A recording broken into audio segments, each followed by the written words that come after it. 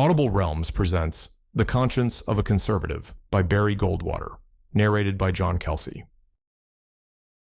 I have been much concerned that so many people today with conservative instincts feel compelled to apologize for them, or if not to apologize directly, to qualify their commitment in a way that amounts to breastbeating. Republican candidates, Vice President Nixon has said, should be economic conservatives, but conservatives with a heart. President Eisenhower announced during his first term, "I am conservative when it comes to economic problems, but liberal when it comes to human problems." Still, other Republican leaders have insisted on calling themselves progressive conservatives. 1. These formulations are tantamount to an admission that conservatism is a narrow, mechanistic economic theory that may work very well as a bookkeeper's guide, but cannot be relied upon as a comprehensive political philosophy. The same judgment, though in the form of an attack rather than an admission, is advanced by the radical camp. We liberals, they say, are interested in people. Our concern is with human beings, while you conservatives are preoccupied with the preservation of economic privilege and status. Take them a step further, and the liberals will turn the accusations into a class argument. It is the little people that concern us, not the malefactors of great wealth. Such statements, from friend and foe alike, do great injustice to the conservative point of view. Conservatism is not an economic theory, though it has economic implications. The shoe is precisely on the other foot. It is socialism that subordinates all other considerations to man's material well-being. It is conservatism that puts material things in their proper place, that has a structured view of the human being and of human society, in which economics plays only a subsidiary role. The root difference between the conservatives and the liberals of today is that conservatives take account of the whole man, while the liberals tend to look only at the material side of man's nature. The conservative believes that man is, in part, an economic, an animal creature, but that he is also a spiritual creature with spiritual needs and spiritual desires. What is more, these needs and desires reflect the superior side of man's nature and thus take precedence over his economic wants. Conservatism, therefore, looks upon the enhancement of man's spiritual nature as the primary concern of political philosophy. Liberals, on the other hand, in the name of a concern for human beings, regard the satisfaction of economic wants as the dominant mission of society. They are, moreover, in a hurry, so that their characteristic approach is to harness the society's political and economic forces into a collective effort to compel progress. In this approach, I believe they fight against nature. Surely the first obligation of a political thinker is to understand the nature of man. The conservative does not claim special powers of perception on this point, but he does claim a familiarity with the accumulated wisdom and experience of history, and he is not too proud to learn from the great minds of the past. The first thing he has learned about man is that each member of the species is a unique creature. Man's most sacred possession is his individual soul, which has an immortal side, but also a mortal one. The mortal side establishes his absolute differentness from every other human being. Only a philosophy that takes into account the essential differences between men, and accordingly makes provision for developing the different potentialities of each man, can claim to be in accord with nature. We have heard much in our time about the common man. It is a concept that pays little attention to the history of a nation that grew great through the initiative and ambition of uncommon men. The conservative knows that to regard man as part of an undifferentiated mass is to consign him to ultimate slavery. Secondly, the conservative has learned that the economic and spiritual aspects of man's nature are inextricably intertwined. He cannot be economically free or even economically efficient if he is enslaved politically. Conversely, man's political freedom is illusory if he is dependent for his economic needs on the state. The conservative realizes, thirdly, that man's development, in both its spiritual and material aspects, is not something that can be directed by outside forces. Every man, for his individual good and for the good of his society, is responsible for his own development. The choices that govern his life are choices that he must make. They cannot be made by any other human being or by a collectivity of human beings. If the conservative is less anxious than his liberal brethren to increase Social Security benefits, it is because he is more anxious than his liberal brethren that people be free throughout their lives to spend their earnings when and as they see fit.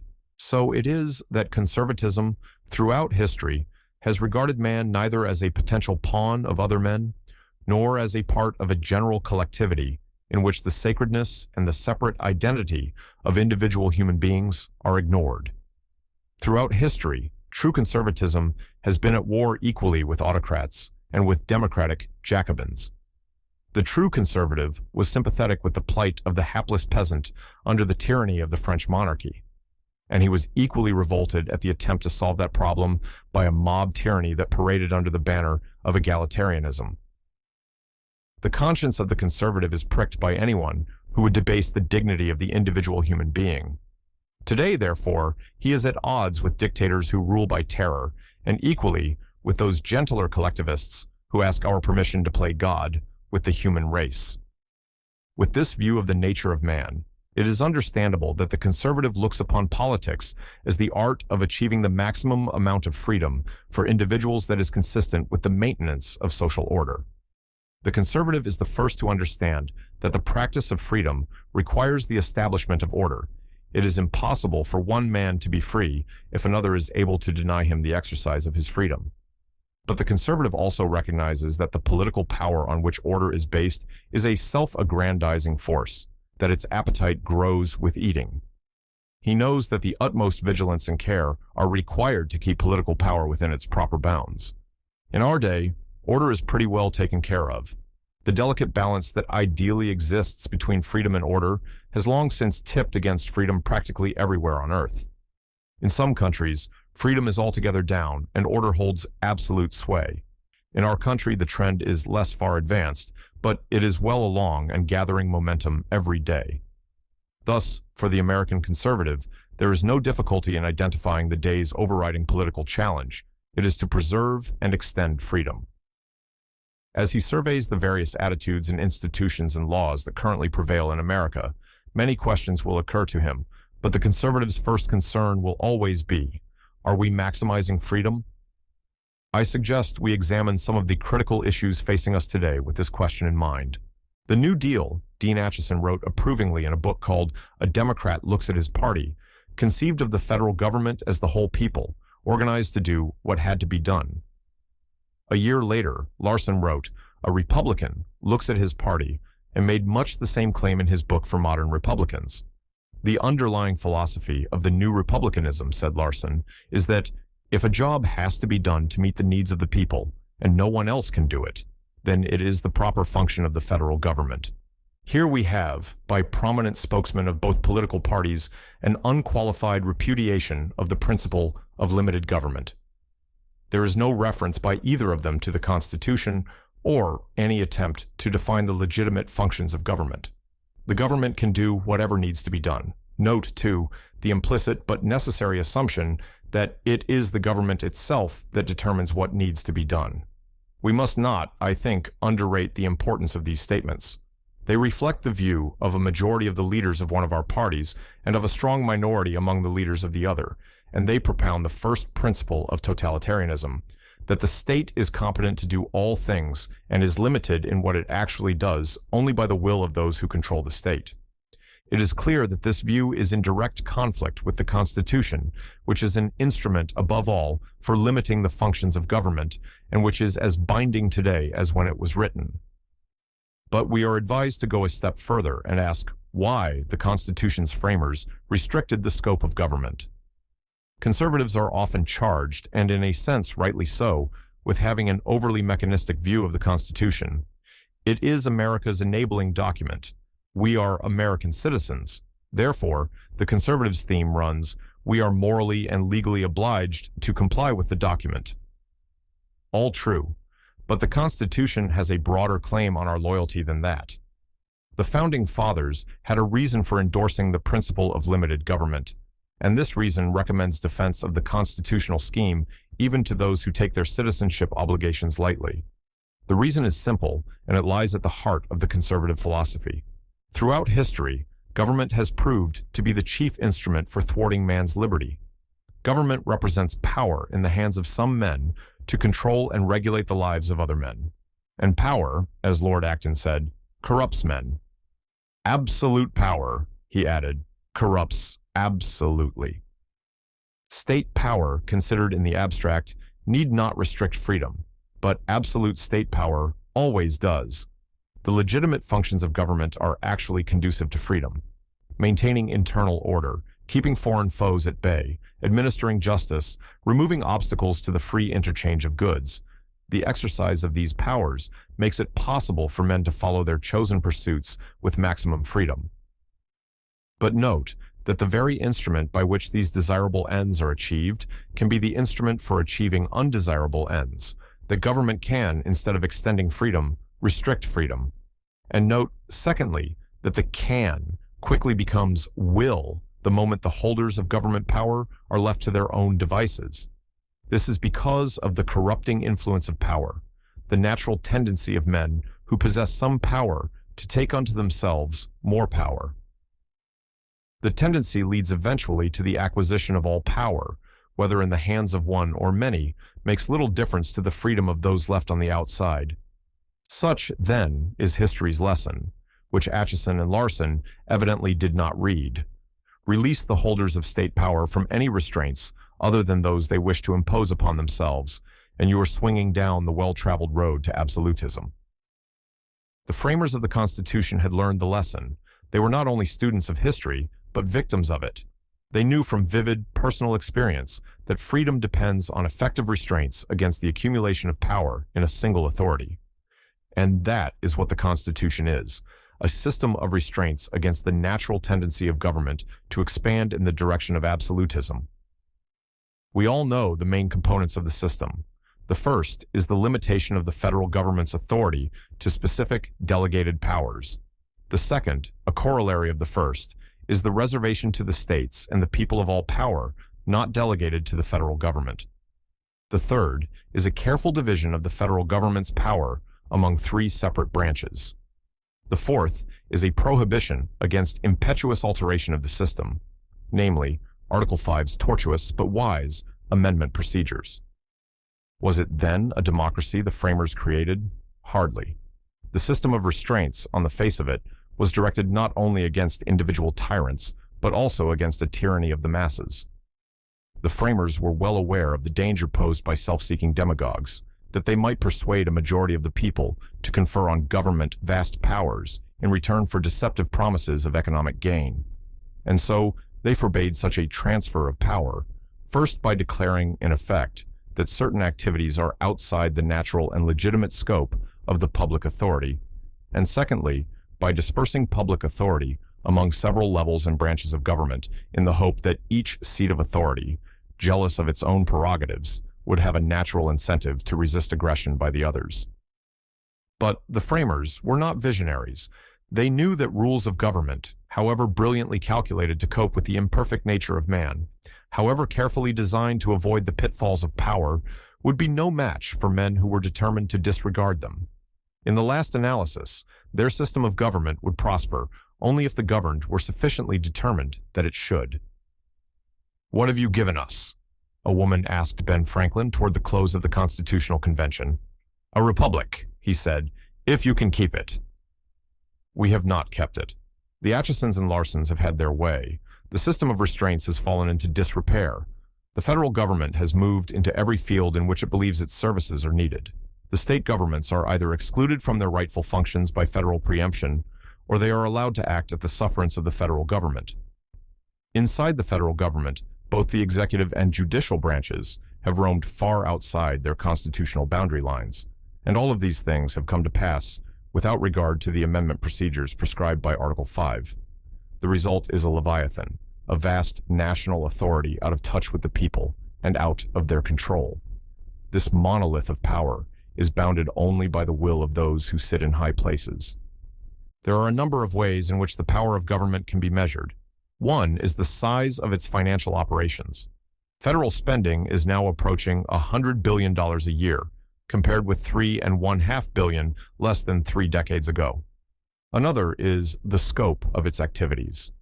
A study recently conducted by the Chicago Tribune showed that the federal government is now the biggest landowner, property manager, renter, mover, and hauler. medical clinician, lender, insurer, mortgage broker, employer, debtor, taxer, and spender in all history. Still another is the portion of the people's earnings government appropriates for its own use. Nearly a third of earnings are taken every year in the form of taxes. A fourth is the extent of government interference in the daily lives of individuals. The farmer is told how much wheat he can grow. The wage earner is at the mercy of national union leaders, whose great power is a direct consequence of federal labor legislation. The businessman is hampered by a maze of government regulations, and often by direct government competition. The government takes 6% of most payrolls and Social Security taxes, and thus compels millions of individuals to postpone until later years the enjoyment of wealth they might otherwise enjoy today. Increasingly, the federal government sets standards of education, health, and safety. How did it happen? How did our national government grow from a servant with sharply limited powers into a master with virtually unlimited power? In part, we were swindled. There are occasions when we have elevated men and political parties to power that promised to restore limited government and then proceeded, after their election, to expand the activities of government. But let us be honest with ourselves. Broken promises are not the major causes of our trouble. Kept promises are. All too often, we have put men in office who have suggested spending a little more on this, a little more on that, who have proposed a new welfare program, who have thought of another variety of security. We have taken the bait, preferring to put off to another day the recapture of freedom and the restoration of our constitutional system. We have gone the way of many a democratic society that has lost its freedom by persuading itself that if the people rule, all is well. The Frenchman, Alexis de Tocqueville, probably the most clairvoyant political observer of modern times, saw the danger when he visited this country in the 1830s. Even then, he foresaw decay for a society that tended to put more emphasis on its democracy than on its republicanism. He predicted that America would produce, not tyrants, but guardians, and that the American people would console themselves for being in tutelage by the reflection that they have chosen their own guardians.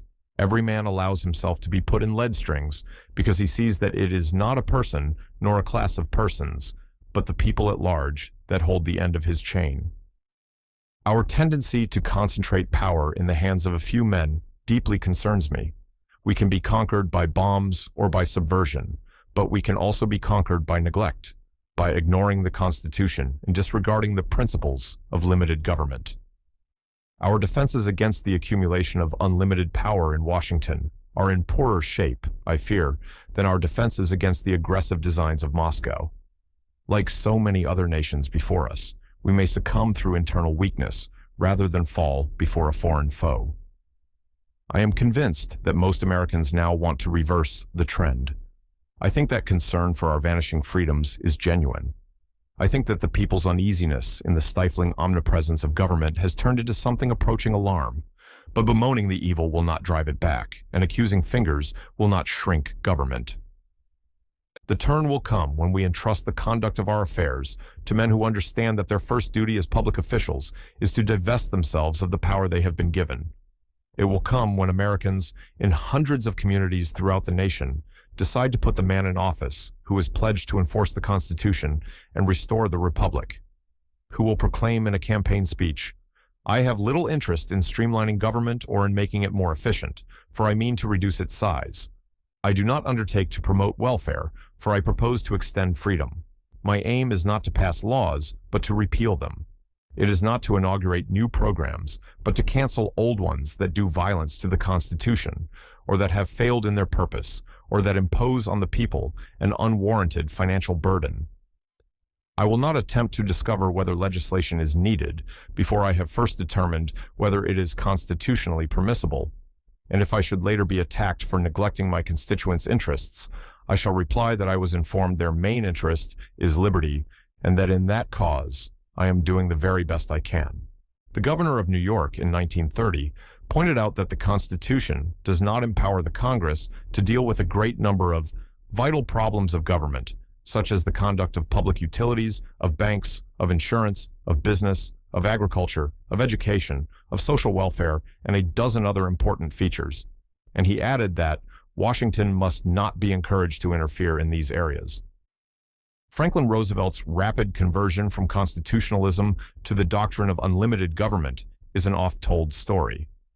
But I am here concerned not so much by the abandonment of states' rights by the National Democratic Party, an event that occurred some years ago when that party was captured by the socialist ideologues in and about the labor movement, as by the unmistakable tendency of the Republican Party to adopt the same course.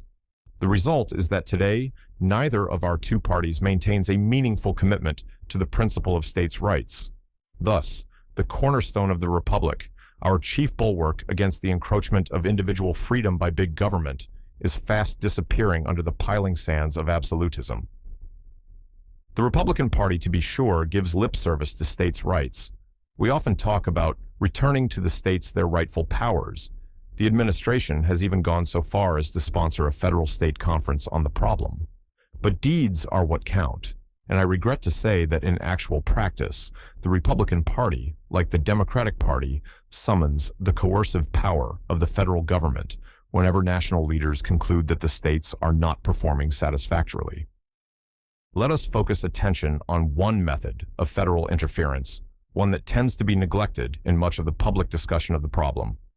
In recent years, the federal government has continued, and in many cases has increased, federal grants in aid to the states in a number of areas in which the Constitution recognizes the exclusive jurisdiction of the states.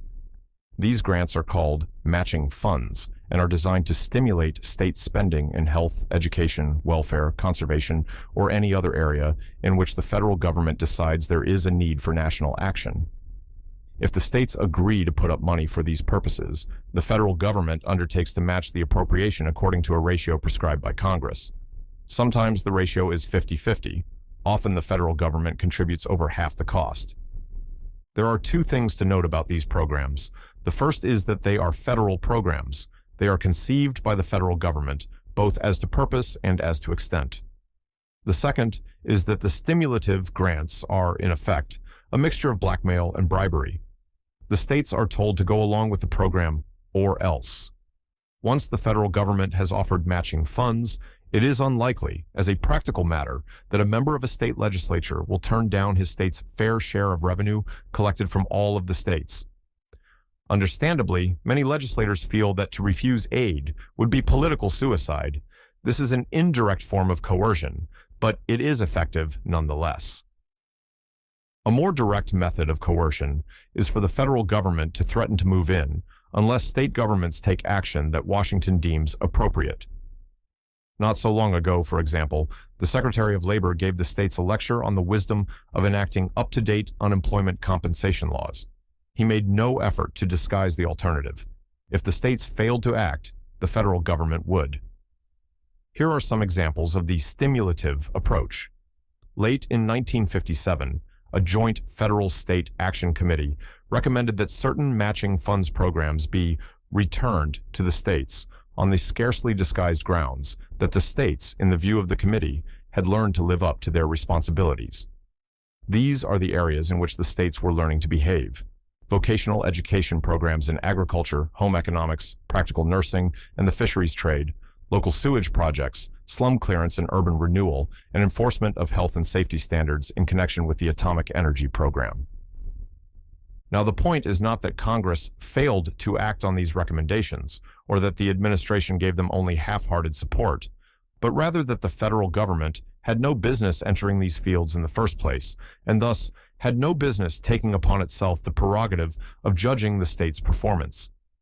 The Republican Party should have said this plainly and forthrightly, and demanded the immediate withdrawal of the federal government. We can best understand our error, I think, by examining the theory behind it. I have already alluded to the book A Republican Looks at His Party, which is an elaborate rationalization of the modern Republican approach to current problems. It does the job just as well, I might add, for the Democrats' approach. Larson devotes a good deal of space to the question of states' rights. He contends that while there is a general presumption in favor of states' rights, thanks to the 10th Amendment, this presumption must give way whenever it appears to the federal authorities that the states are not responding satisfactorily to the needs of the people. This is a paraphrase of his position, but not, I think, an unjust one. And if this approach appears to be a high-handed way of dealing with an explicit constitutional provision, Larson justifies the argument by summoning the concept that for every right there is a corresponding duty. When we speak of states' rights, he writes, we should never forget to add that there go with those rights the corresponding states' responsibilities. Therefore, he concludes, if the states fail to do their duty, they have only themselves to blame when the federal government intervenes. The trouble with this argument is that it treats the Constitution of the United States as a kind of handbook in political theory, to be heeded or ignored, depending on how it fits the plans of contemporary federal officials. The 10th Amendment is not a general assumption, but a prohibitory rule of law. The 10th Amendment recognizes the state's jurisdiction in certain areas. States' rights means that the states have a right to act or not to act as they see fit in the areas reserved to them. The states may have duties corresponding to these rights, but the duties are owed to the people of the states, not to the federal government. Therefore, the recourse lies not with the federal government, which is not sovereign, but with the people who are and who have full power to take disciplinary action. If the people are unhappy with, say, their state's disability insurance program, they can bring pressure to bear on their state officials. And if that fails, they can elect a new set of officials. And if, in the unhappy event, they should wish to divest themselves of this responsibility, they can amend the Constitution. The Constitution, I repeat, draws a sharp and clear line between federal jurisdiction and state jurisdiction. The federal government's failure to recognize that line has been a crushing blow to the principle of limited government. But again, I caution against a defensive or apologetic appeal to the Constitution. There is a reason for its reservation of states' rights. Not only does it prevent the accumulation of power in a central government that is remote from the people and relatively immune from popular restraints, it also recognizes the principle that essentially local problems are best dealt with by the people most directly concerned. Who knows better than New Yorkers how much and what kind of publicly financed slum clearance in New York City is needed and can be afforded? Who knows better than Nebraskans whether that state has an adequate nursing program? Who knows better than Arizonans the kind of school program that is needed to educate their children? The people of my own state, and I am confident that I speak for the majority of them, have long since seen through the spurious suggestion that federal aid comes free.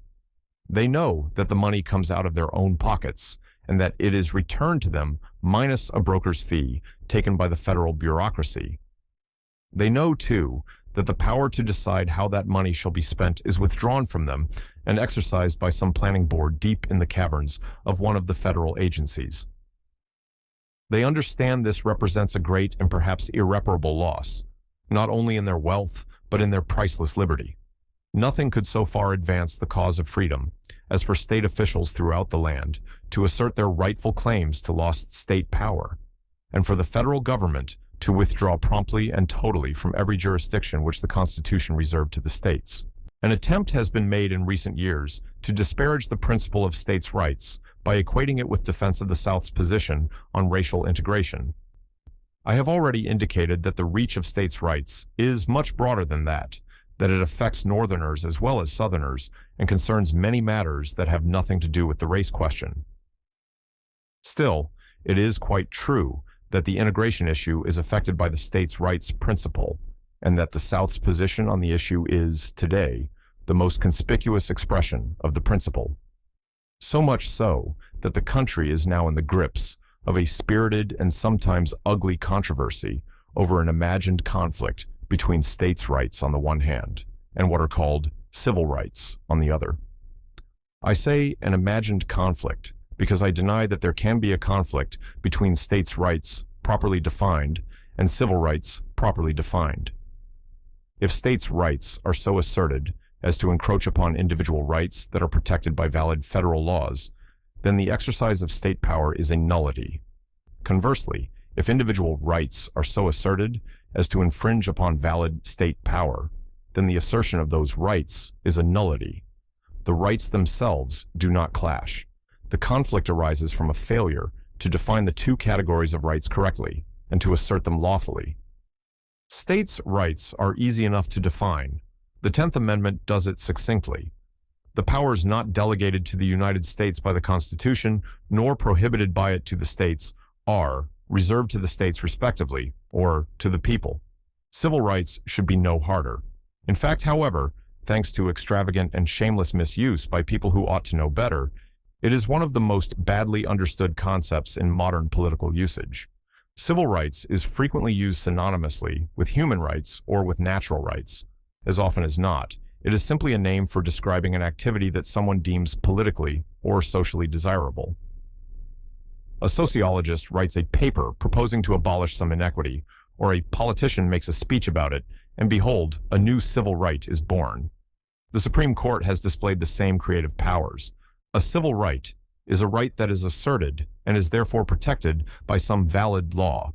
It may be asserted by the common law, or by local or federal statutes, or by the Constitution, but unless a right is incorporated in the law, it is not a civil right and is not enforceable by the instruments of the civil law.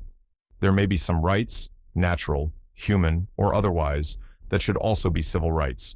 But if we desire to give such rights the protection of the law, our recourse is to a legislature or to the amendment procedures of the Constitution.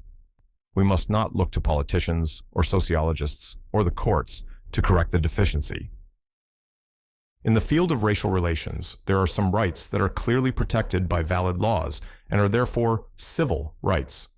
One of them is the right to vote. The 15th Amendment provides that no one shall be denied the franchise on account of race, color, or previous condition of servitude. Similarly, with certain legal privileges enforced by the 14th Amendment. The legislative history of that amendment makes it clear, I quote from the Civil Rights Act of 1866, which the amendment was designed to legitimize, that people of all races shall be equally entitled to make and enforce contracts, to sue, be parties, and give evidence, to inherit, to purchase, lease, sell, hold, and convey real and personal property, and to full and equal benefit of all laws and proceedings for the security of persons and property. After the passage of that act and the amendment, all persons, Negroes included, had a civil right to these protections. It is otherwise, let us note, with education. For the federal Constitution does not require the states to maintain racially mixed schools. Despite the recent holding of the Supreme Court, I am firmly convinced not only that integrated schools are not required, but that the Constitution does not permit any interference whatsoever by the federal government in the field of education. It may be just or wise or expedient for Negro children to attend the same schools as white children, but they do not have a civil right to do so, which is protected by the federal Constitution, or which is enforceable by the federal government. The intentions of the Founding Fathers in this matter are beyond any doubt. No powers regarding education were given the federal government. Consequently, under the 10th Amendment, jurisdiction over the entire field was reserved to the states. The remaining question is whether the 14th Amendment, concretely, that amendment's Equal Protection Clause, modified the original prohibition against federal intervention. To my knowledge, it has never been seriously argued, the argument certainly was not made by the Supreme Court, that the authors of the 14th Amendment intended to alter the constitutional scheme with regard to education. Indeed, in the famous school integration decision, Brown Board of Education, 1954, the Supreme Court justices expressly acknowledged that they were not being guided by the intentions of the amendment's authors. In approaching this problem, Chief Justice Warren said, "We cannot turn the clock back to 1868 when the amendment was adopted. We must consider public education in the light of its full development and in its present place in American life throughout the nation." In effect, the court said that what matters is not the ideas of the men who wrote the Constitution, but the court's ideas.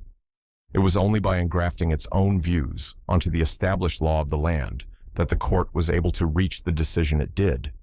The intentions of the 14th Amendment's authors are perfectly clear. Consider these facts. 1. During the entire congressional debate on the 14th Amendment, it was never once suggested by any proponent of the amendment that it would outlaw segregated schools. 2. At the same time that it approved the 14th Amendment, Congress established schools in Washington and Georgetown for the sole use of colored children. 3. In all the debates on the amendment by the state legislatures, there was only one legislator, a man in Indiana, who thought the amendment would affect schools. 4. The great majority of the states that approved the amendment permitted or required segregated schools at the very time they approved the amendment. There is not room here for exhaustive treatment of this evidence, but the facts are well documented, and they are all we have to know about the 14th Amendment's bearing on this problem. The amendment was not intended to, and therefore it did not outlaw racially separate schools. It was not intended to, and therefore it did not authorize any federal intervention in the field of education. I am therefore not impressed by the claim that the Supreme Court's decision on school integration is the law of the land. The Constitution and the laws made in pursuance thereof are the supreme law of the land. The Constitution is what its authors intended it to be and said it was, not what the Supreme Court says it is. If we condone the practice of substituting our own intentions for those of the Constitution's framers, we reject, in effect, the principle of constitutional government. We endorse a rule of men, not of laws.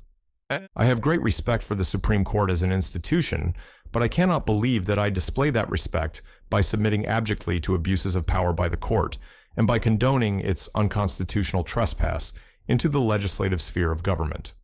The Congress and the states, equally with the Supreme Court, are obliged to interpret and comply with the Constitution according to their own lights.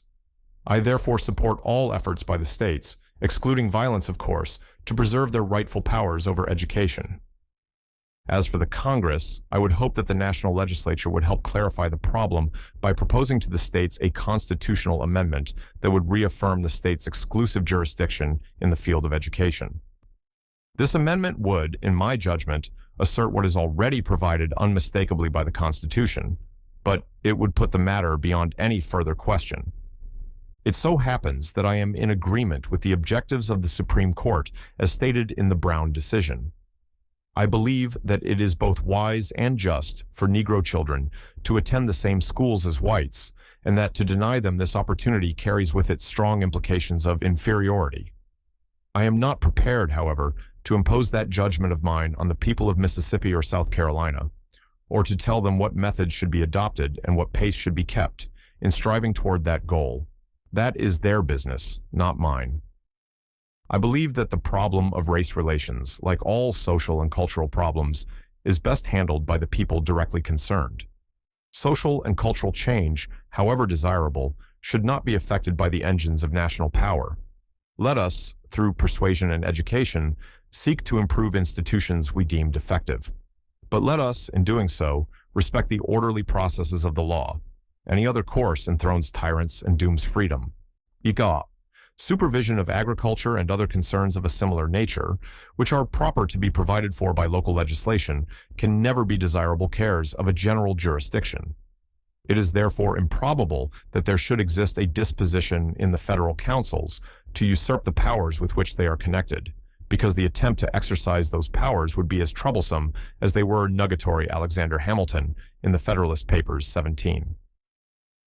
Hamilton was wrong in his prediction as to what men would do, but quite right in foreseeing the consequences of their foolhardiness. Federal intervention in agriculture has, indeed, proved troublesome. Disregard of the Constitution in this field has brought about the inevitable loss of personal freedom, and it has created economic chaos. Unmanageable surpluses, an immense tax burden, high consumer prices, vexatious controls. I doubt if the folly of ignoring the principle of limited government has ever been more convincingly demonstrated. We have blundered on so grand a scale that even our critical faculties seem to have been damaged in the process. No man who is familiar with the subject will deny that the policy of price supports and production controls has been a colossal failure. Yet, today, some of our best minds have no better solution to the problem than to raise the supports and increase the controls. The teaching of the Constitution on this matter is perfectly clear. No power over agriculture was given to any branch of the national government. The sponsors of the first Agriculture Adjustment Act, passed in 1933, tried to justify the law under the so-called General Welfare Clause of the Constitution. The Supreme Court promptly struck down that legislation on the grounds that the phrase general welfare was simply a qualification of the taxing power and did not give Congress the power to control anything. The regulation of agricultural production, the court said in United States Butler, 1936, is not in fact voluntary. The farmer, of course, may refuse to comply, a privilege not given him under present legislation, but the price of such refusal is loss of benefits. The power to confer or withhold unlimited benefits is the power to coerce or destroy. The New Deal Congress replied by enacting substantially identical legislation, the second, and now sought to justify the program as a regulation of interstate commerce. This was a transparent evasion of the Butler case, but the Supreme Court, which by this time was under heavy political fire for having thwarted the Roosevelt Revolution, made one of its celebrated about-faces and upheld the new act. The federal government has usurped many powers under the guise of regulating commerce, but this instance of distorting the plain meaning of the Constitution's language is perhaps the most flagrant on record. In the case that upheld the second, Wickard Filburn, 1942, a farmer had been fined for planting 23 acres of wheat instead of the 11 acres the government had allotted him, notwithstanding that the excess wheat had been consumed on his own farm. Now, how in the world, the farmer wanted to know, can it be said that the wheat I feed my own stock is in interstate commerce? That's easy, the court said. If you had not used your own wheat for feed, you might have bought feed from someone else, and that purchase might have affected the price of wheat that was transported in interstate commerce. By this bizarre reasoning, the court made the Commerce Clause as wide as the world and nullified the Constitution's clear reservation to the states of jurisdiction over agriculture. The tragedy, of course, is that the federal government's unconstitutional intrusion into agriculture has not brought us any closer to a solution of the farm problem. The problem, when federal intervention began, was declining farm incomes. Today, many farm incomes are still low, but now we have additional problems: production controls that restrict freedom, high consumer prices, huge crop surpluses, and a gigantic tax bill that is running close to $6 billion a year. No matter what variant of the price support production control approach we adopt, the solution to these problems continues to elude us. The reason government intervention has created more problems than it has solved is quite simple. Farm production, like any other production, is best controlled by the natural operation of the free market. If the nation's farmers are permitted to sell their produce freely at price consumers are willing to pay, they will, under the law of supply and demand, end up producing roughly what can be consumed in national and world markets. And if farmers, in general, find they are not getting high enough prices for their produce, some of them will move into other kinds of economic activity. The result will be reduced agricultural production and higher incomes for those who remain on the farms. If, however, the government interferes with this natural economic process and pegs prices higher than the consumer is willing to pay, the result will be, in Hamilton's phrase, troublesome. The nation will pay exorbitant prices for work that is not needed and for produce that cannot be consumed. In recent years, the government has sought to alleviate the problem of overproduction by the soil bank and acreage retirement programs. Actually, these programs are simply a modern version of the hog-killing and potato-burning schemes promoted by Henry Wallace during the New Deal, and they have been no more successful in reducing surpluses than their predecessors. But there is also a positive evil in these programs. In effect, they reward people for not producing. For a nation that is expressing great concern over its economic growth, I cannot conceive of a more absurd and self-defeating policy than one which subsidizes non-production. The problem of surpluses will not be solved until we recognize that technological progress and other factors have made it possible for the needs of America and those of accessible world markets to be satisfied by a far fewer number of farmers than now till the soil. I cannot believe that any serious student of the farm problems fails to appreciate this fact. What has been lacking is not an understanding of a problem that is really quite impossible not to understand, but the political courage to do something about it. Doing something about it means, and there can be no equivocation here, prompt and final termination of the farm subsidy program. The only way to persuade farmers to enter other fields of endeavor is to stop paying inefficient farmers for produce that cannot be sold at free market prices. Is this a cruel solution? Is it heartless to permit the natural laws of economics to determine how many farmers there shall be in the same way that those laws determine how many bankers or druggists or watchmakers there shall be? It was never considered so before the subsidy program began. Let us remember that the movement from the farm to other fields of endeavor has been proceeding in this country since its beginning, and with good effects, not ill. I cannot believe that this course will lose politicians as many votes as some of them seem to fear. Most farmers want to stand on their own feet. They are prepared to take their chances in the free market. They have a more intimate knowledge than most of us of the consequences of unlimited government power, and so, it would seem, a greater interest than most in returning agriculture to freedom and economic sanity.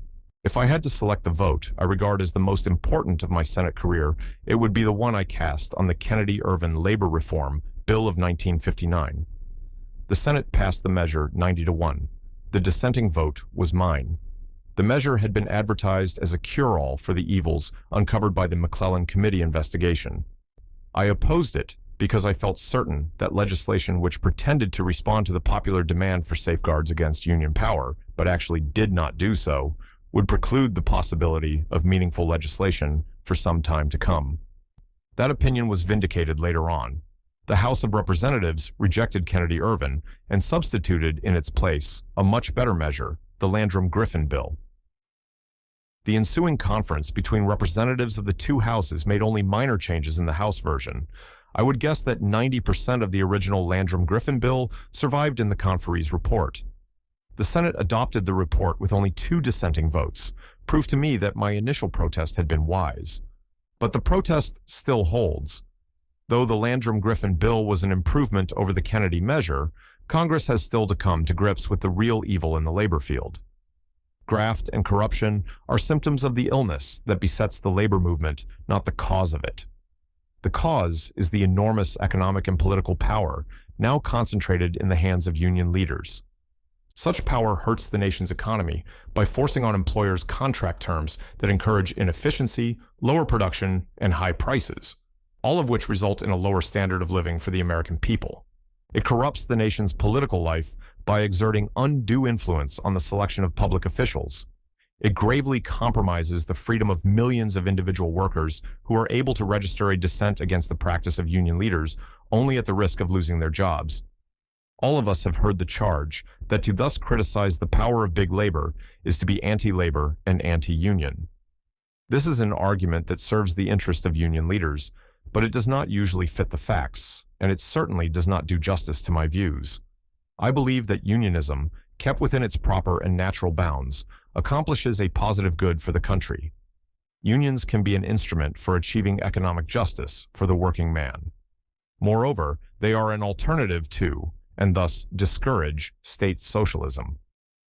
Most important of all, they are an expression of freedom.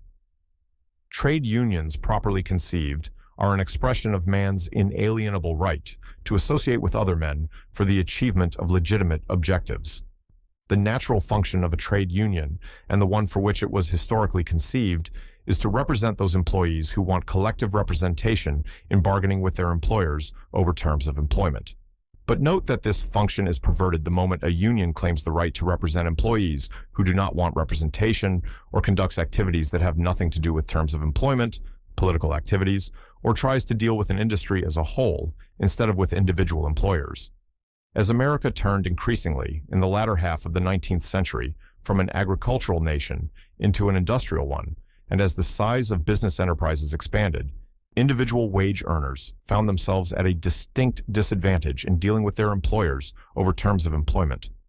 The economic power of the large enterprises, as compared with that of the individual employee, was such that wages and conditions of employment were pretty much what the employer decided they would be.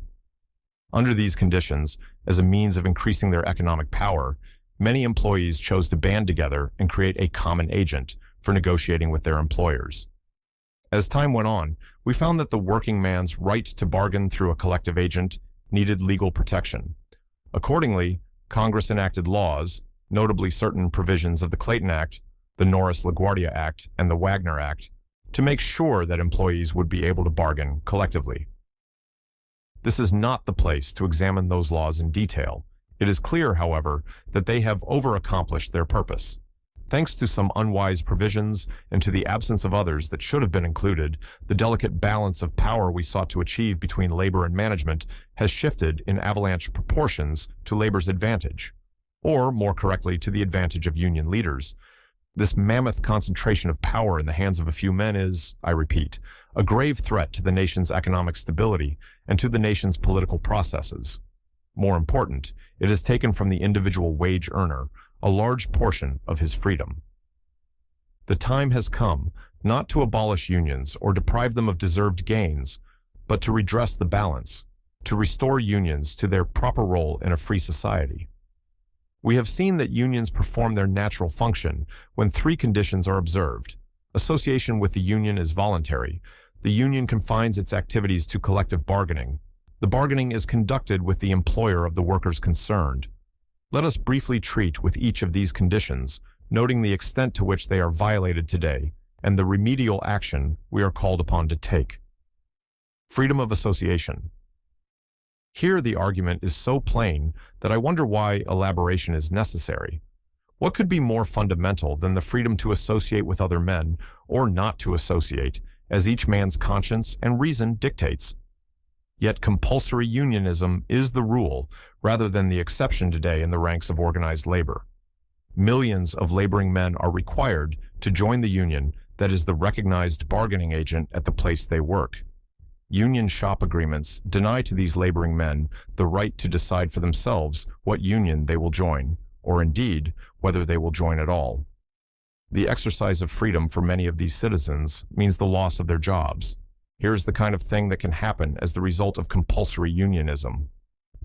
X, a family man in Pennsylvania, had been a union member in good standing for over 20 years.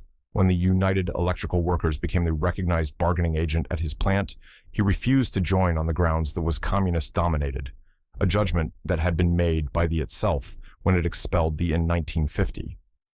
The result, since his employer had a union shop agreement with the, was that X lost his job.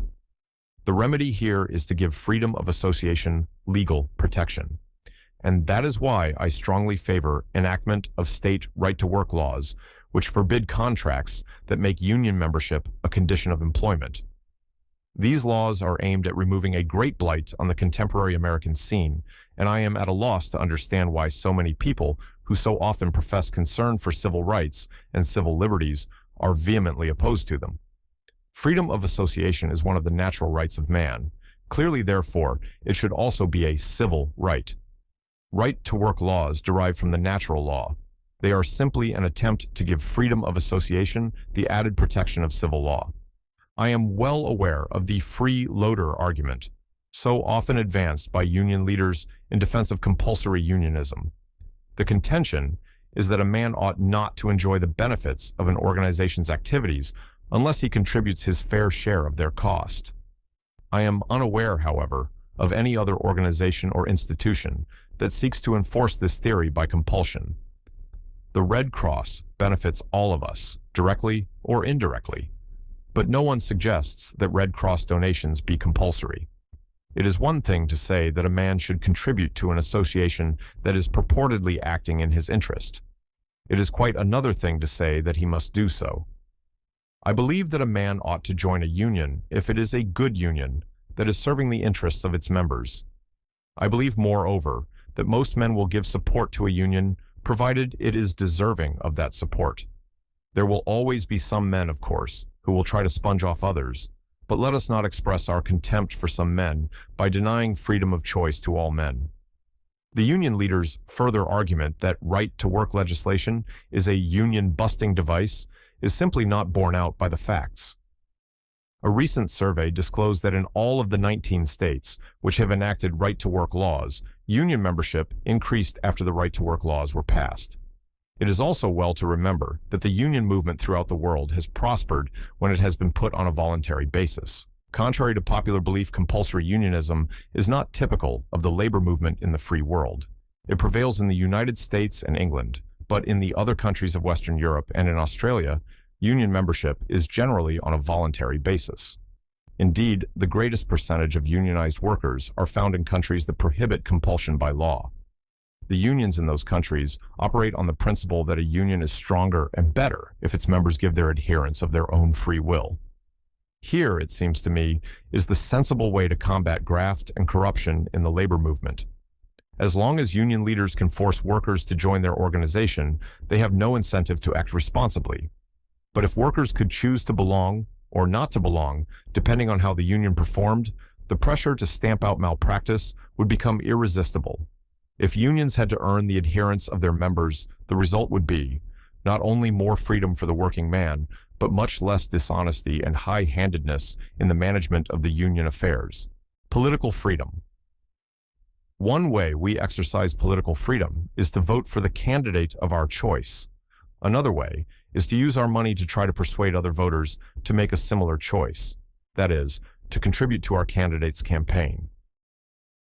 If either of these freedoms is violated, the consequences are very grave, not only for the individual voter and contributor, but for the society whose free political processes depend on a wide distribution of political power.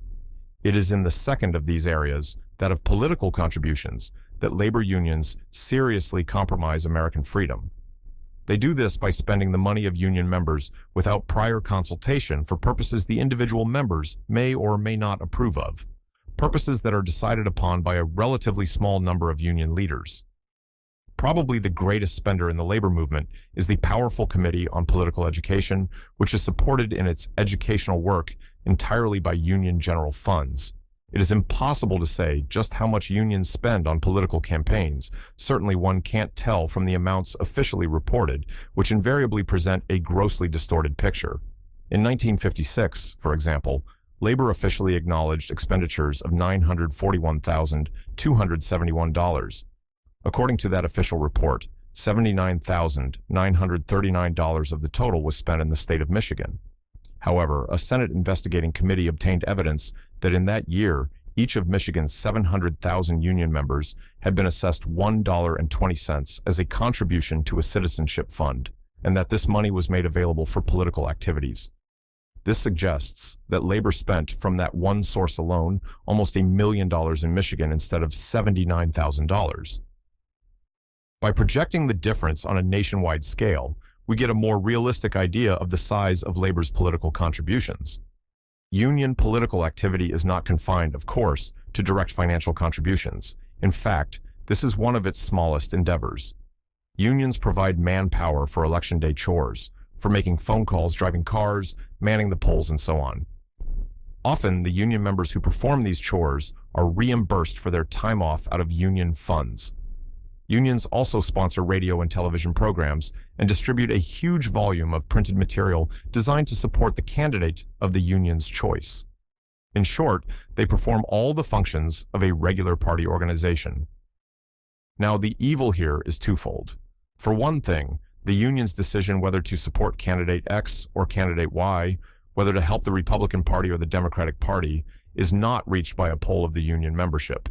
It is made by a handful of top union officers. These few men are thus able to wield tremendous political power in virtue of their ability to spend other people's money. No one else in America is so privileged. The other evil is more serious. Individual union members are denied the right to decide for themselves how to spend their money. Certainly, a moral issue is at stake here. Is it morally permissible to take the money of a Republican union member, for example, and spend it on behalf of a Democrat? The travesty is deeper, of course, when the money takes the form of compulsory union dues. Under union shop conditions, the only way an individual can avoid contributing to the political campaign of a candidate whom he may not approve is to give up his job. The passage of right-to-work laws will help the situation, but putting unionism on a voluntary basis is only part of the answer.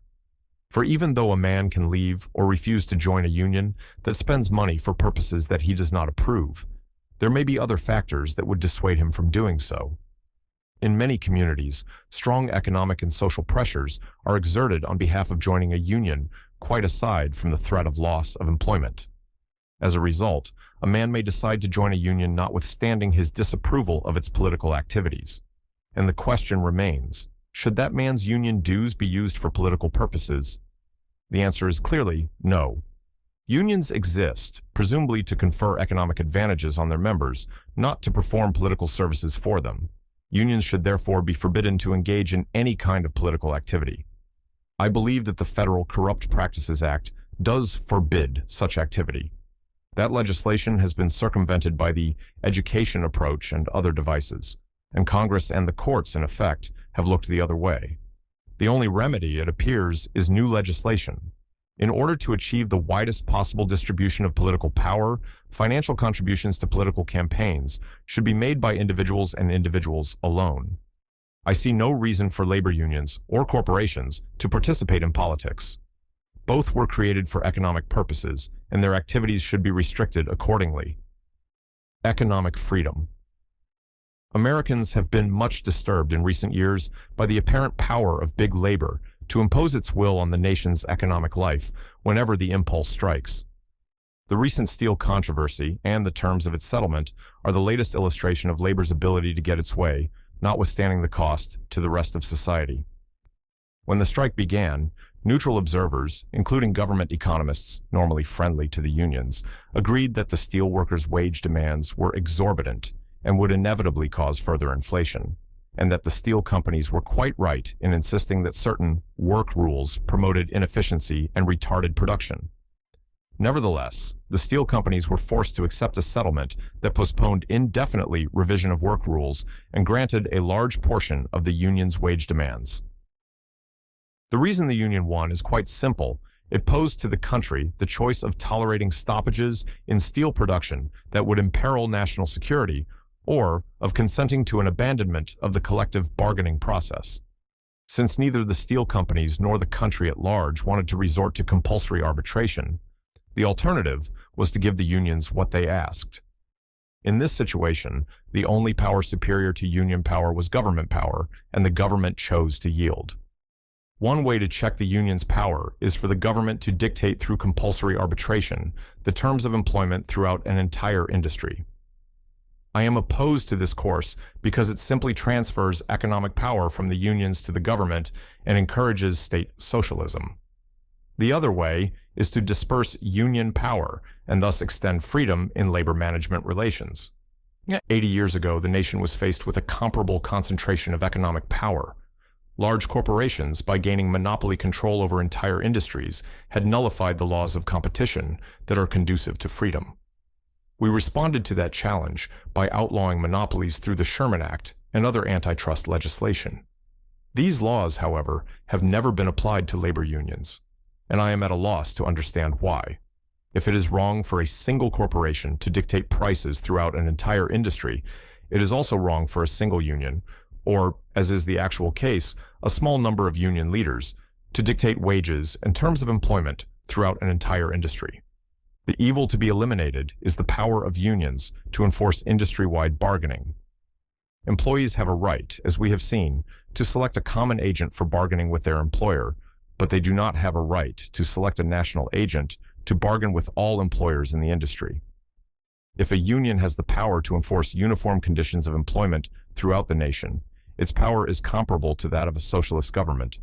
Employers are forbidden to act collusively for sound reasons. The same reasons apply to unions. Industry-wide price fixing causes economic dislocations. So does industry-wide wage fixing.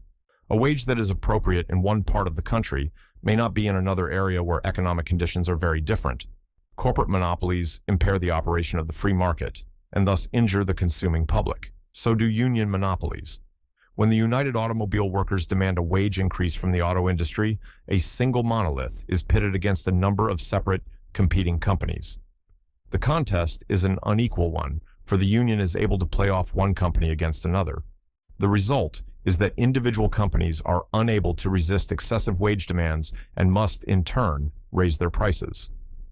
The consumer ultimately suffers, for he pays prices that are fixed not by free market competition, the law of supply and demand, but by the arbitrary decision of national union leaders. Far better if the employees of Ford were required to deal with Ford, and those of Chrysler with Chrysler, and so on. The collective bargaining process will work for the common good in all industries if it is confined to the employers and employees directly concerned. Let us henceforth make war on all monopolies, whether corporate or union. The enemy of freedom is unrestrained power, and the champions of freedom will fight against the concentration of power wherever they find it. We all have heard much throughout our lifetimes and seen little happen on the subject of high taxes. Where is the politician who has not promised his constituents a fight to the death for lower taxes and who has not proceeded to vote for the very spending projects that make tax cuts impossible? There are some the shoe does not fit, but I am afraid not many. Talk of tax reduction has thus come to have a hollow ring. The people listen, but do not believe. And worse, as the public grows more and more cynical, the politician feels less and less compelled to take his promises seriously. I suspect that this vicious circle of cynicism and failure to perform is primarily the result of the liberals' success in reading out of the discussion the moral principles with which the subject of taxation is so intimately connected. We have been led to look upon taxation as merely a problem of public financing. How much money does the government need? We have been led to discount, and often to forget altogether, the bearing of taxation on the problem of individual freedom. We have been persuaded that the government has an unlimited claim on the wealth of the people, and that the only pertinent question is what portion of its claim the government should exercise. The American taxpayer, I think, has lost confidence in his claim to his money. He has been handicapped in resisting high taxes by the feeling that he is, in the nature of things, obliged to accommodate whatever need for his wealth government chooses to assert. The nature of things, I submit, is quite different. Government does not have an unlimited claim on the earnings of individuals.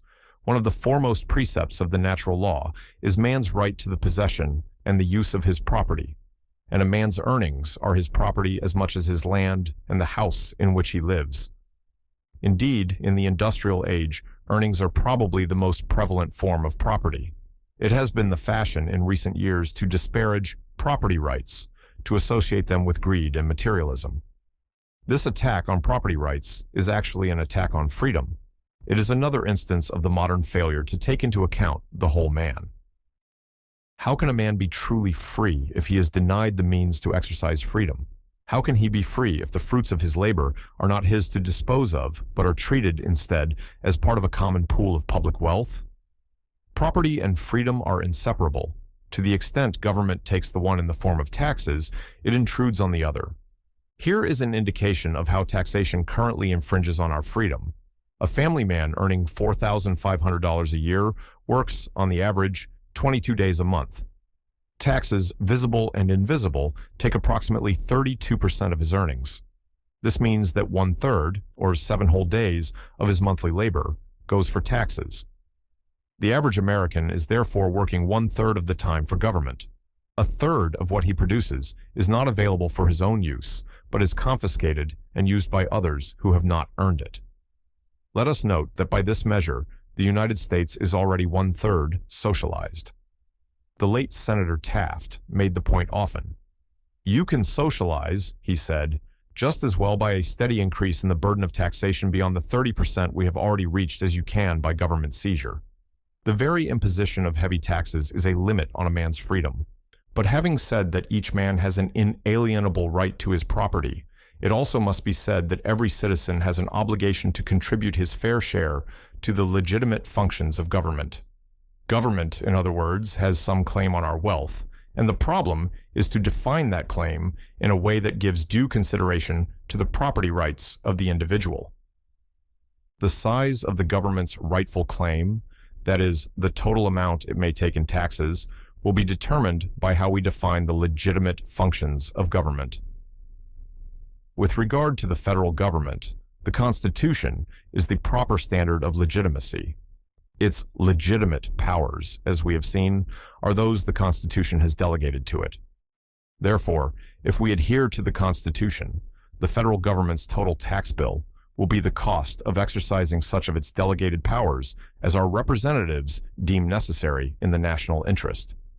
But conversely, when the federal government enacts programs that are not authorized by its delegated powers, the taxes needed to pay for such programs exceed the government's rightful claim on our wealth. The distribution of the government's claim is the next part of the definition. What is a fair share? I believe that the requirements of justice here are perfectly clear. Government has a right to claim an equal percentage of each man's wealth and no more. Property taxes are typically levied on this basis. Excise and sales taxes are based on the same principle, though the tax is levied on a transaction rather than on property. The principle is equally valid with regard to incomes, inheritances, and gifts. The idea that a man who makes $100,000 a year should be forced to contribute 90% of his income to the cost of government, while the man who makes $10,000 is made to pay 20%, is repugnant to my notions of justice. I do not believe in punishing success. To put it more broadly, I believe it is contrary to the natural right to property to which we have just alluded, and is therefore immoral, to deny to the man whose labor has produced more abundant fruit than that of his neighbor the opportunity of enjoying the abundance he has created. As for the claim that the government needs the graduated tax for revenue purposes, the facts are to the contrary. The total revenue collected from income taxes beyond the 20% level amounts to less than $5 billion, less than the federal government now spends on the one item of agriculture. The graduated tax is a confiscatory tax. Its effect, and to a large extent its aim, is to bring down all men to a common level. Many of the leading proponents of the graduated tax frankly admit that their purpose is to redistribute the nation's wealth. Their aim is an egalitarian society, an objective that does violence both to the charter of the republic and the laws of nature. We are all equal in the eyes of God, but we are equal in no other respect. Artificial devices for enforcing equality among unequal men must be rejected if we would restore that charter and honor those laws. One problem with regard to taxes, then, is to enforce justice, to abolish the graduated features of our tax laws, and the sooner we get at the job, the better. The other, and the one that has the greatest impact on our daily lives, is to reduce the volume of taxes. And this takes us to the question of government spending. While there is something to be said for the proposition that spending will never be reduced so long as there is money in the federal treasury, I believe that as a practical matter, spending cuts must come before tax cuts. If we reduce taxes before firm, principled decisions are made about expenditures, we will court deficit spending and the inflationary effects that invariably follow. It is in the area of spending that the Republican Party's performance, in its 7 years of power, has been most disappointing. In the summer of 1952, shortly after the Republican convention, the two men who had battled for the presidential nomination met at Morningside Heights, New York, to discuss the problem of taxes and spending. After the conference, Senator Taft announced, "General Eisenhower emphatically agrees with me in the proposal to reduce drastically overall expenses. Our goal is about $70 billion in fiscal 1954. President Truman had proposed $81 billion and $60 billion in fiscal 1955. Of course, I hope we may do better than that and that the reduction can steadily continue." Thereafter, the idea of a $60 billion budget in 1955, plus the promise of further reductions later on, became an integral part of the Republican campaign. Now, it would be bad enough if we had simply failed to redeem our promise to reduce spending. The fact, however, is that federal spending has greatly increased during the Republican years. Instead of a $60 billion budget, we are confronted in fiscal 1961 with a budget of approximately $80 billion. If we add to the formal budget figure disbursements from the so-called trust funds for Social Security and the Federal Highway Program, as we must if we are to obtain a realistic picture of federal expenditures, total federal spending will be in the neighborhood of $95 billion. We are often told that increased federal spending is simply a reflection of the increased cost of national defense. This is untrue. In the last 10 years, purely domestic expenditures have increased from $15.2 billion in fiscal 1951 to a proposed $37.0 billion in fiscal 1951, 19,612, an increase of 143%. Here are the figures measured by a slightly different yardstick. During the last 5 years of the Truman administration, the average annual federal expenditure for domestic purposes was $17.7 billion. During the last 5 years of the Eisenhower administration, it was $33.6 billion, an increase of 89%. Some allowance must be made, of course, for the increase in population. Obviously, the same welfare program will cost more if there are more people to be cared for. But the increase in population does not begin to account for the increase in spending. During the 10-year period in which federal spending will have increased by 143%, our population will have increased by roughly 18%. Nor does inflation account for the difference. In the past 10 years, the value of the dollar has decreased less than 20%. Finally, we are often told that the government's share of total spending in the country is what is important, and consequently, we must take into account the increase in gross national product. Again, however, the increase which was roughly 40% over the past 10 years, is not comparable to a 143% increase in federal spending. The conclusion here is inescapable, that far from arresting federal spending and the trend toward statism, we Republicans have kept the trend moving forward. I do not mean to suggest, of course, that things would have been different under a Democratic administration. Every year, the Democratic national leadership demands that the federal government spend more than it is spending, and that Republicans propose to spend. And this year, several weeks before President Eisenhower submitted his 1961 budget, the Democratic National Advisory Council issued a manifesto calling for profligate spending increases in nearly every department of the federal government. The demands for increases in domestic spending alone could hardly cost less than $20 billion a year. I do mean to say, however, that neither of our political parties has seriously faced up to the problem of government spending. The recommendations of the Hoover Commission, which could save the taxpayer in the neighborhood of $7 billion a year, have been largely ignored. Yet even these recommendations, dealing as they do for the most part with extravagance and waste, do not go to the heart of the problem. The root evil is that the government is engaged in activities in which it has no legitimate business. As long as the federal government acknowledges responsibility in a given social or economic field, its spending in that field cannot be substantially reduced. As long as the federal government acknowledges responsibility for education, for example, the amount of federal aid is bound to increase, at the very least, in direct proportion to the cost of supporting the nation's schools. The only way to curtail spending substantially is to eliminate the programs on which excess spending is consumed. The government must begin to withdraw from a whole series of programs that are outside its constitutional mandate, from social welfare programs, education, public power, agriculture, public housing, urban renewal, and all the other activities that can be better performed by lower levels of government or by private institutions or by individuals. I do not suggest that the federal government drop all of these programs overnight, but I do suggest that we establish by law a rigid timetable for a staged withdrawal. We might provide, for example, for a 10% spending reduction each year in all of the fields in which federal participation is undesirable. It is only through this kind of determined assault on the principle of unlimited government that American people will obtain relief from high taxes and will start making progress toward regaining their freedom. And let us, by all means, remember the nation's interest in reducing taxes and spending. The need for economic growth that we hear so much about these days will be achieved not by the government harnessing the nation's economic forces, but by emancipating them. By reducing taxes and spending, we will not only return to the individual the means with which he can assert his freedom and dignity, but also guarantee to the nation the economic strength that will always be its ultimate defense against foreign foes. Washington.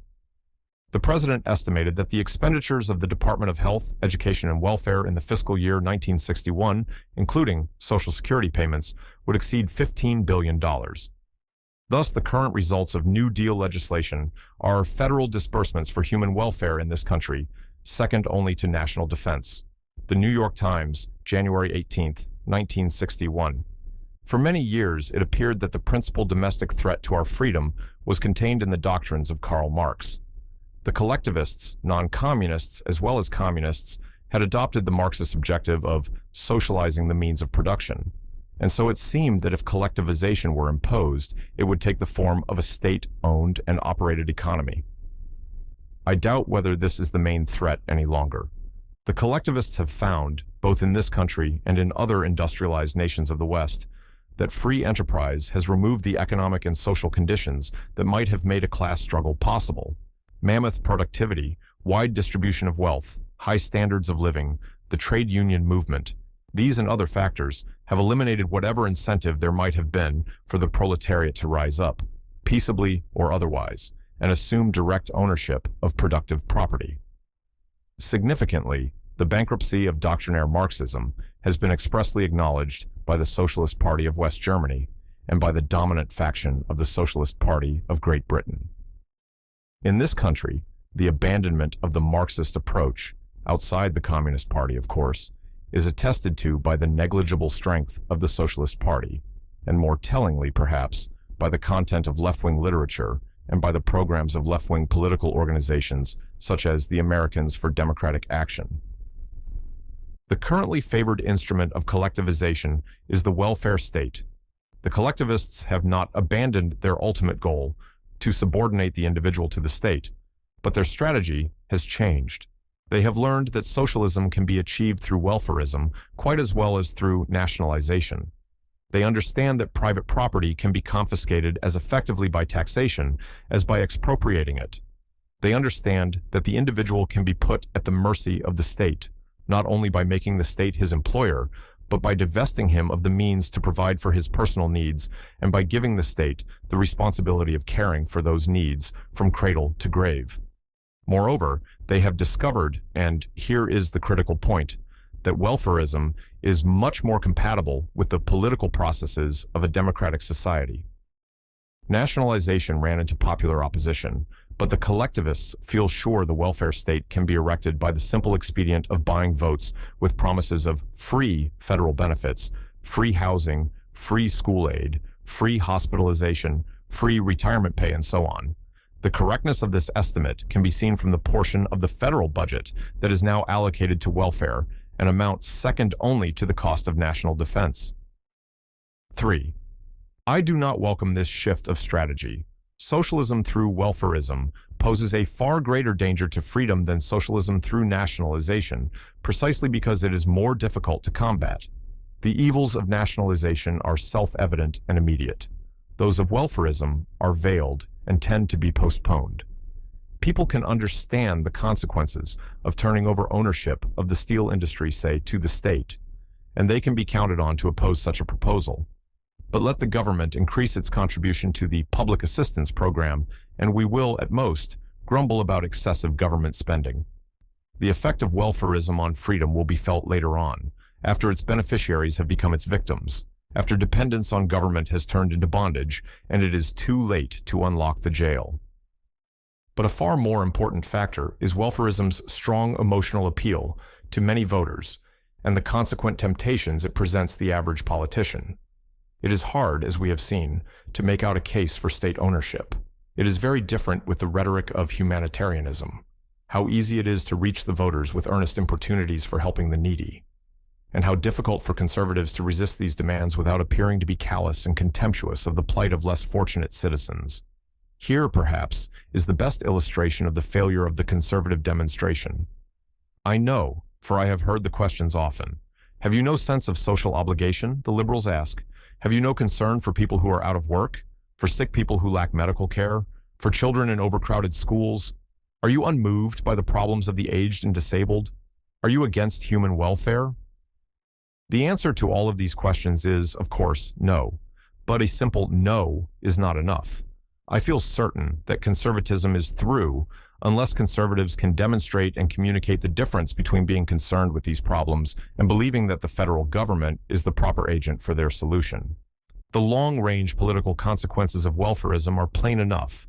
As we have seen, the state that is able to deal with its citizens as wards and dependents has gathered unto itself unlimited political and economic power, and is thus able to rule as absolutely as any Oriental despot. Let us, however, weigh the consequences of welfarism on the individual citizen. Consider, first, the effect of welfarism on the donors of government welfare, not only those who pay for it, but also the voters and their elected representatives who decide that the benefits shall be conferred. Does some credit redound on them for trying to care for the needs of their fellow citizens? Are they to be commended and rewarded at some moment in eternity for their charity? I think not. Suppose I should vote for a measure providing for free medical care.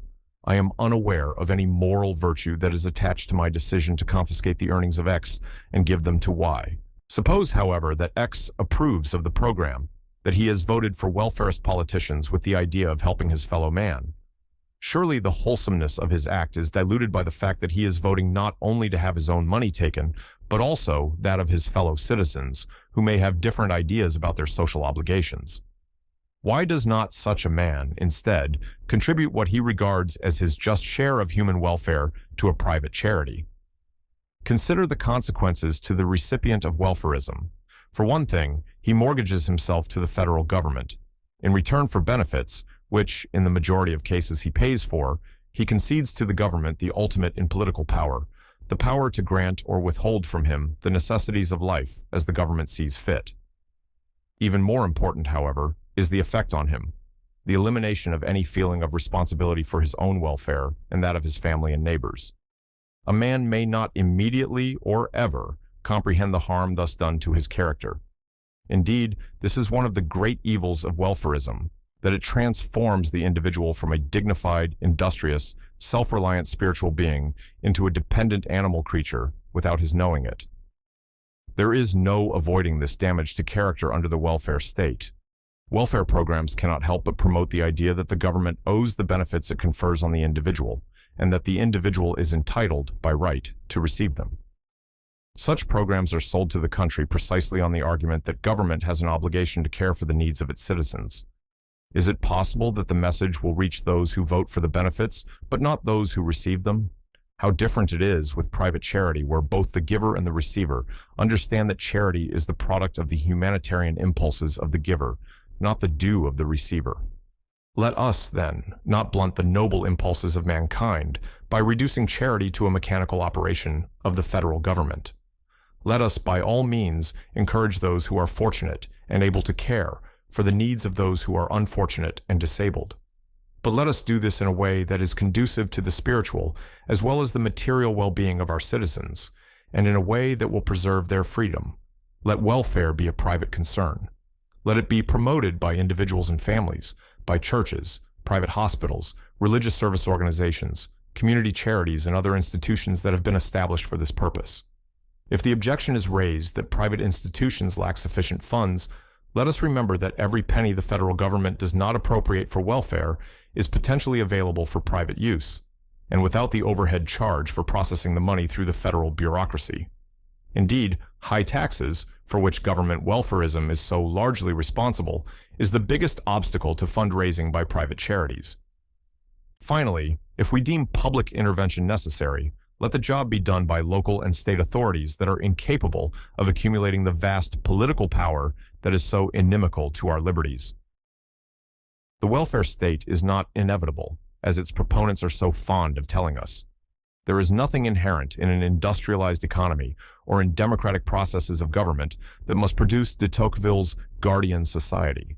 Our future, like our past, will be what we make it, and we can shatter the collectivists' designs on individual freedom if we will impress upon the men who conduct our affairs this one truth, that the material and spiritual sides of man are intertwined, that it is impossible for the state to assume responsibility for one without intruding on the essential nature of the other, that if we take from a man the personal responsibility for caring for his material needs, we take from him also the will and the opportunity to be free. I agree with lobbyists for federal school aid that education is one of the great problems of our day. I am afraid, however, that their views and mine regarding the nature of the problem are many miles apart. They tend to see the problem in quantitative terms: not enough schools, not enough teachers, not enough equipment. I think it has to do with quality. How good are the schools we have?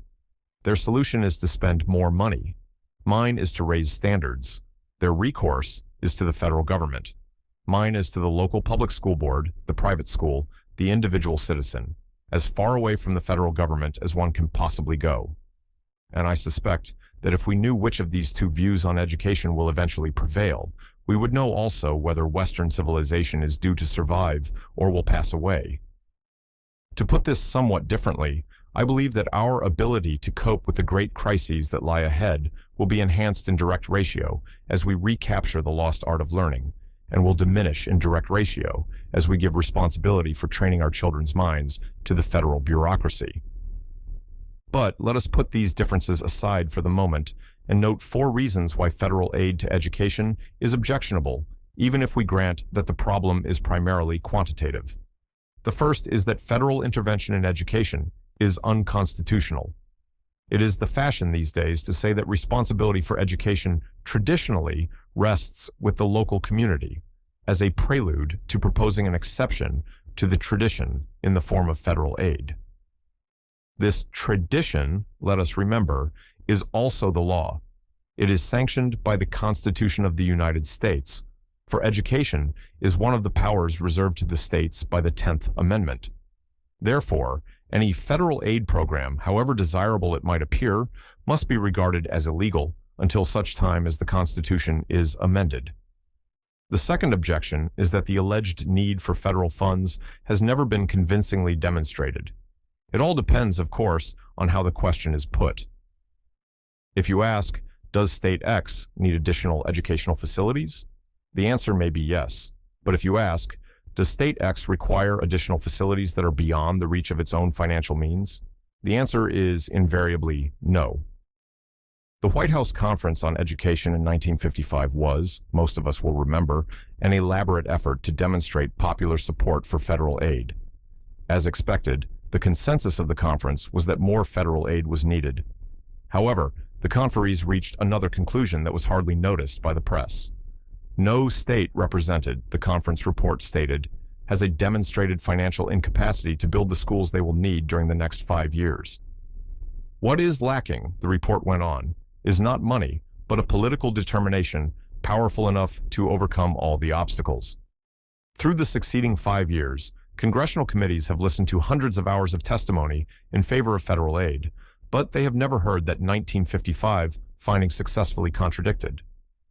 What the White House conferees were saying in 1955, and what proponents of federal aid to education have been saying ever since, is that because a few states have not seen fit to take care of their school needs, it is incumbent upon the federal government to take up the slack.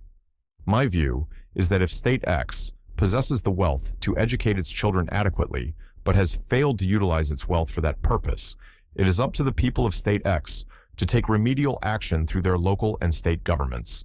The federal government has neither the right nor the duty to intervene. Let us, moreover, keep the problem in proper perspective. The national school system is not in distress. Shortly before the Senate debate this year on increased federal aid, I asked Arthur Fleming, the Secretary of Health, Education, and Welfare, how many of the nation's school districts were in actual trouble, how many, that is, had reached their bonded limit.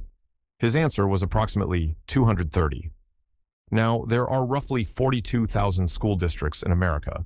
Thus, proponents of federal aid are talking about a problem that affects only 0.5% of our school districts. I cannot believe that the state governments responsible for those areas are incapable of making up whatever deficiencies exist. It so happens that the same deficiency figure, 0.5%, applies to my own state of Arizona. And Arizona proudly turned down federal funds under the 1958 National Defense Education Act on the grounds that Arizonans themselves were quite capable of closing the gap. This may be the place, while we are speaking of need, to lay to rest the notion that the American people have been niggardly in support of their schools. Since the end of World War II, Americans have built 550,000 classrooms at a cost of approximately $19 billion. Almost all of which was raised at the local level. This new construction provided space for over 15 million pupils during a period when the school population increased by only 10 million pupils. It is evident, therefore, that increased school expenditures have more than kept pace with increased school needs. Here are some of the figures. In the school year 1949 to 50, there were 25 million students enrolled in various education institutions in the United States. In the year 1959 to 60, there were 34.7 million, an increase of 38%. During the same period, revenues for school use, raised largely at the local level, increased from 5.4 billion to 12.1 billion, an increase of 124%. When school expenditures increased 3.5 times as fast as the school population, I do not think that the adequacy of America's traditional approach to education is open to serious question. The third objection to federal aid is that it promotes the idea that federal school money is free money, and thus gives the people a distorted picture of the cost of education. I was distressed to find that 5 out of 6 high school and junior college students recently interviewed in Phoenix said they favored federal aid because it would mean more money for local schools and ease the financial burden on Arizona taxpayers. The truth, of course, is that the federal government has no funds except those it extracts from the taxpayers who reside in the various states. The money that the federal government pays to State X for education has been taken from the citizens of State X in federal taxes and comes back to them, minus the Washington brokerage fee. The less wealthy states, to be sure, receive slightly more than they give, just as the more wealthy states receive somewhat less. But the differences are negligible. For the most part, federal aid simply substitutes the tax-collecting facilities of the federal government for those of local governments. This fact cannot be stressed often enough, for stripped of the idea that federal money is free money, federal aid to education is exposed as an act of naked compulsion, a decision by the federal government to force the people of the states to spend more money than they choose to spend for this purpose voluntarily. The fourth objection is that federal aid to education inevitably means federal control of education. For many years, advocates of federal aid denied that aid implies control, but in the light of the National Defense Education Act of 1958, they cannot very well maintain their position. Federal aid under the Act is conditioned upon compliance by the states and local educational institutions with various standards and specifications laid down by the Department of Health, Education, and Welfare. There are no less than 12 direct controls of this kind in the Act. Moreover, the acknowledged purpose of the Act is to persuade local educational institutions to put greater emphasis on the physical sciences and other subjects directly related to national defense. I do not question the desirability of encouraging increased proficiency in the physical sciences, but when the federal government does the encouraging through the withholding and granting of funds, I do not see how it can be denied that the federal government is helping to determine the content of education, and influencing content is the last, not the first, stage of control. Nobody should be surprised that aid has led to controls. It could and should not be otherwise. Congress cannot be expected to appropriate the people's money and make no provision for how it will be spent. Congress would be shirking its responsibilities to the taxpayer if it distributed his money willy-nilly without regard to its use. Should Congress permit the use of federal funds to subsidize communist schools and thus promote the cause of our enemies? Of course not. But a prohibition of such use is clearly an exercise of federal control. Congress will always feel impelled to establish conditions under which people's money is to be spent, and while some controls may be wise, we are not guaranteed against unwise controls any more than we are guaranteed against unwise congressmen. The mistake is not the controls, but appropriating the money that requires controls. So much for the evils and dangers of federal aid. Note that I have not denied that many of our children are being inadequately educated, or that the problem is nationwide. I have only denied that it is the kind of problem that requires a solution at the national level. To the extent the problem is quantitative, to the extent we have too few classrooms and pay some of our teachers too little money, the shortages can be taken care of by the localities concerned. But more, to the extent the problem is qualitative, which in my opinion it mainly is, it is manifestly one that lends itself to correction at the local level. There is no place where deficiencies in the content of an educational system can be better understood than locally, where a community has the opportunity to view and judge the product of its own school system. In the main, the trouble with American education is that we have put into practice the educational philosophy expounded by John Dewey and his disciples. In varying degrees, we have adopted what has been called progressive education. Subscribing to the egalitarian notion that every child must have the same education, we have neglected to provide an educational system which will tax the talents and stir the ambitions of our best students, and which will thus ensure us the kind of leaders we will need in the future.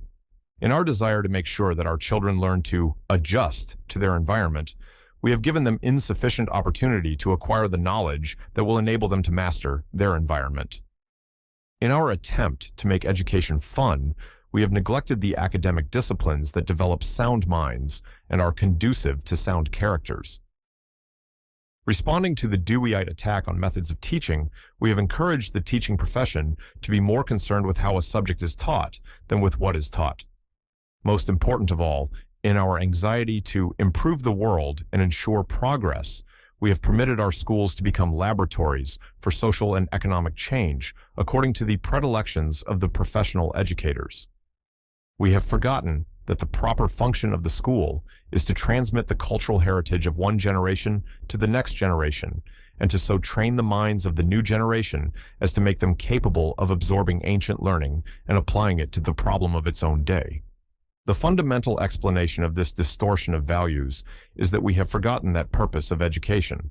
Or better, We have forgotten for whom education is intended. The function of our schools is not to educate or elevate society, but rather to educate individuals and to equip them with the knowledge that will enable them to take care of society's needs. We have forgotten that a society progresses only to the extent that it produces leaders that are capable of guiding and inspiring progress. And we cannot develop such leaders unless our standards of education are geared to excellence instead of mediocrity. We must give full rein to individual talents, and we must encourage our schools to enforce the academic disciplines, to put preponderant emphasis on English, mathematics, history, literature, foreign languages, and the natural sciences. We should look upon our schools not as a place to train the whole character of the child, a responsibility that properly belongs to his family and church, but to train his mind. Our country's past progress has been the result not of the mass mind applying average intelligence to the problems of the day, but of the brilliance and dedication of wise individuals who applied their wisdom to advance the freedom and the material well-being of all of our people. And so, if we would improve education in America and advance the fortunes of freedom, we will not rush to the federal treasury with requests for money. We will focus attention on our local community and make sure that our schools, private and public, are performing the job the nation has the right to expect of them. And still the awful truth remains. We can establish the domestic conditions for maximizing freedom along the lines I have indicated, and yet become slaves. We can do this by losing the Cold War to the Soviet Union. American freedom has always depended to an extent on what is happening beyond our shores. Even in Ben Franklin's day, Americans had to reckon with foreign threats. Our forebears knew that keeping a republic meant, above all, keeping it safe from foreign transgressors. They knew that a people cannot live and work freely and develop national institutions conducive to freedom except in peace and with independence.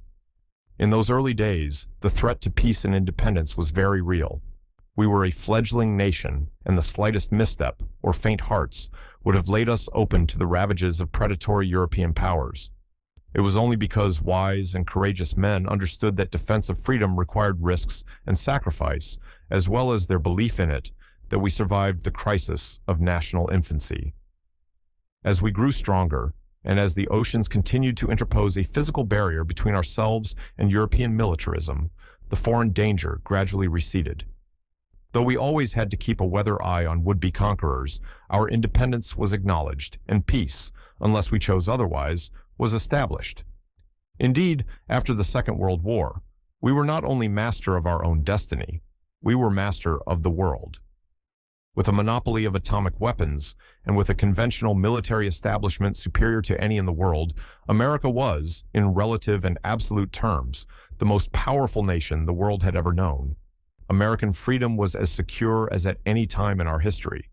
Now, a decade and a half later, we have come full circle, and our national existence is once again threatened, as it was in the early days of the Republic. Though we are still strong physically, we are in clear and imminent danger of being overwhelmed by alien forces. We are confronted by a revolutionary world movement that possesses not only the will to dominate absolutely every square mile of the globe, but increasingly the capacity to do so.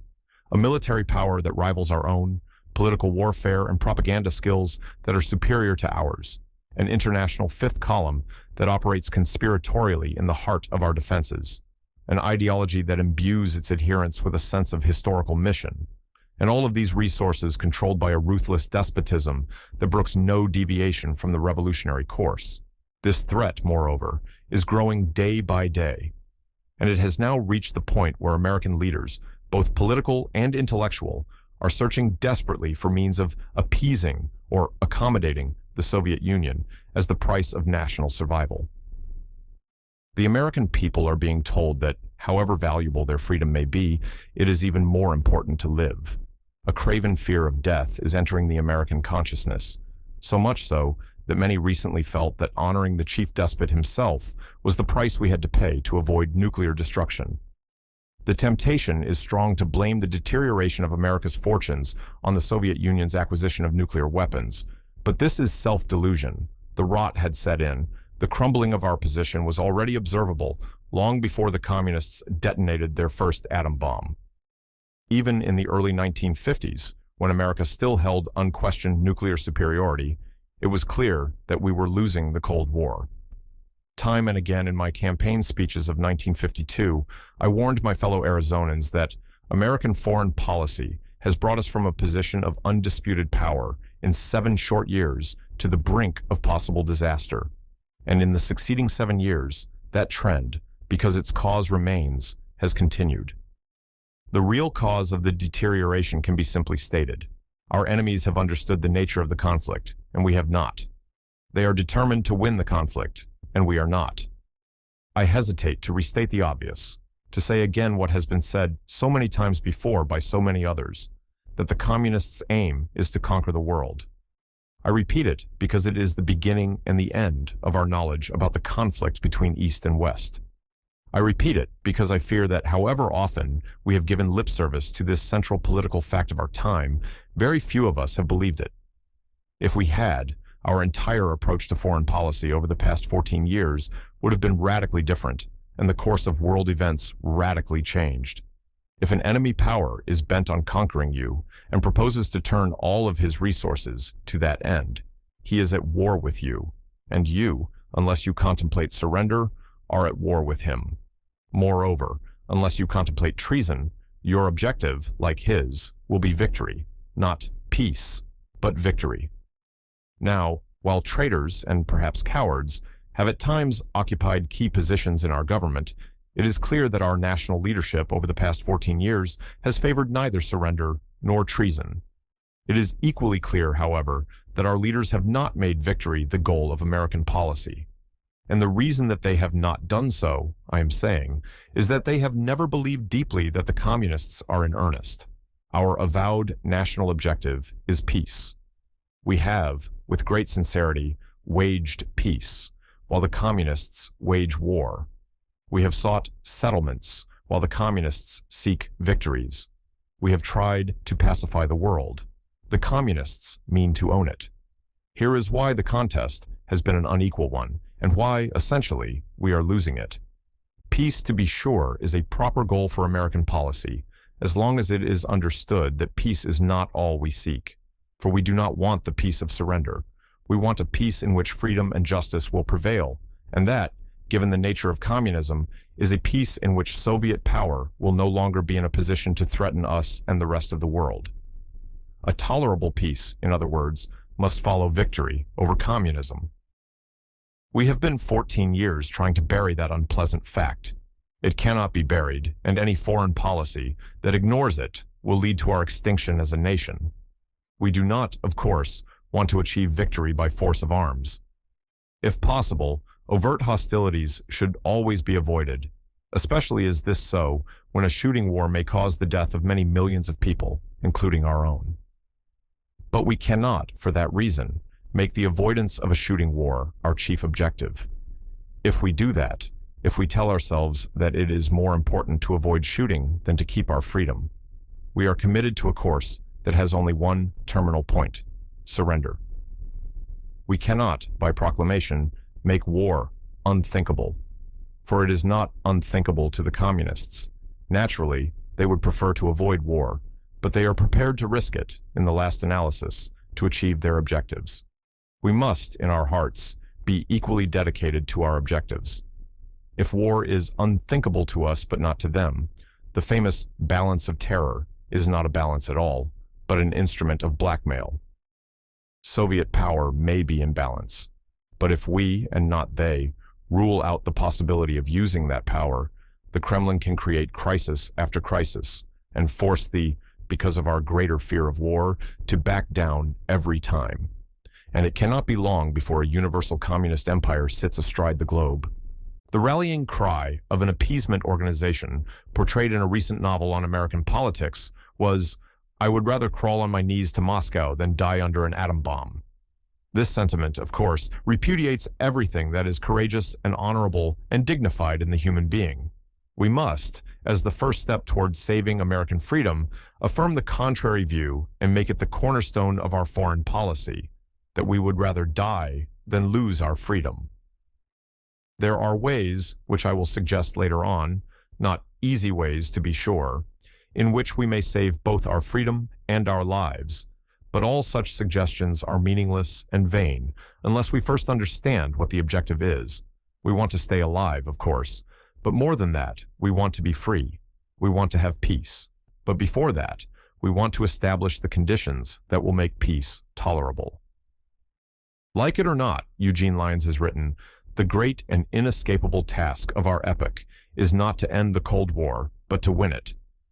I suggest that we look at America's present foreign policy and ask whether it is conducive to victory. There are several aspects of this policy. Let us measure each of them by the test. Does it help defeat the enemy? Defensive alliances. Through and the Central Treaty Organization in mid-Asia, we have served notice on the Kremlin that overt communist aggression in certain areas of the world will be opposed by American arms. It is likely that the existence of these alliances has helped discourage military adventurism by the communists. Still, we should not overestimate the value of the alliances. Though they play a significant role in safeguarding American freedom, there are a number of reasons why it is a limited role. First, the alliance system is not coextensive with the line that must be held if enemy expansion is to be prevented. There are huge areas of the non-communist world that the alliances do not touch, nor, even assuming America is strong enough to guard a worldwide defense perimeter, is there any prospect of bringing these areas into the system. The so-called neutral countries of the Middle East, Africa, and Southern Asia have refused to align themselves with the anti-communist cause, and it is in those areas, as we might expect, that the communists are making significant strides. This is a critical weakness. If all of those areas should fall under communist rule, the alliances would be outflanked everywhere. The system would be reduced to a series of outposts, and probably indefensible ones at that, in a wholly hostile world. Secondly, the alliance system does not protect even its members against the most prevalent kind of communist aggression, political penetration, and internal subversion. Iraq is a case in point.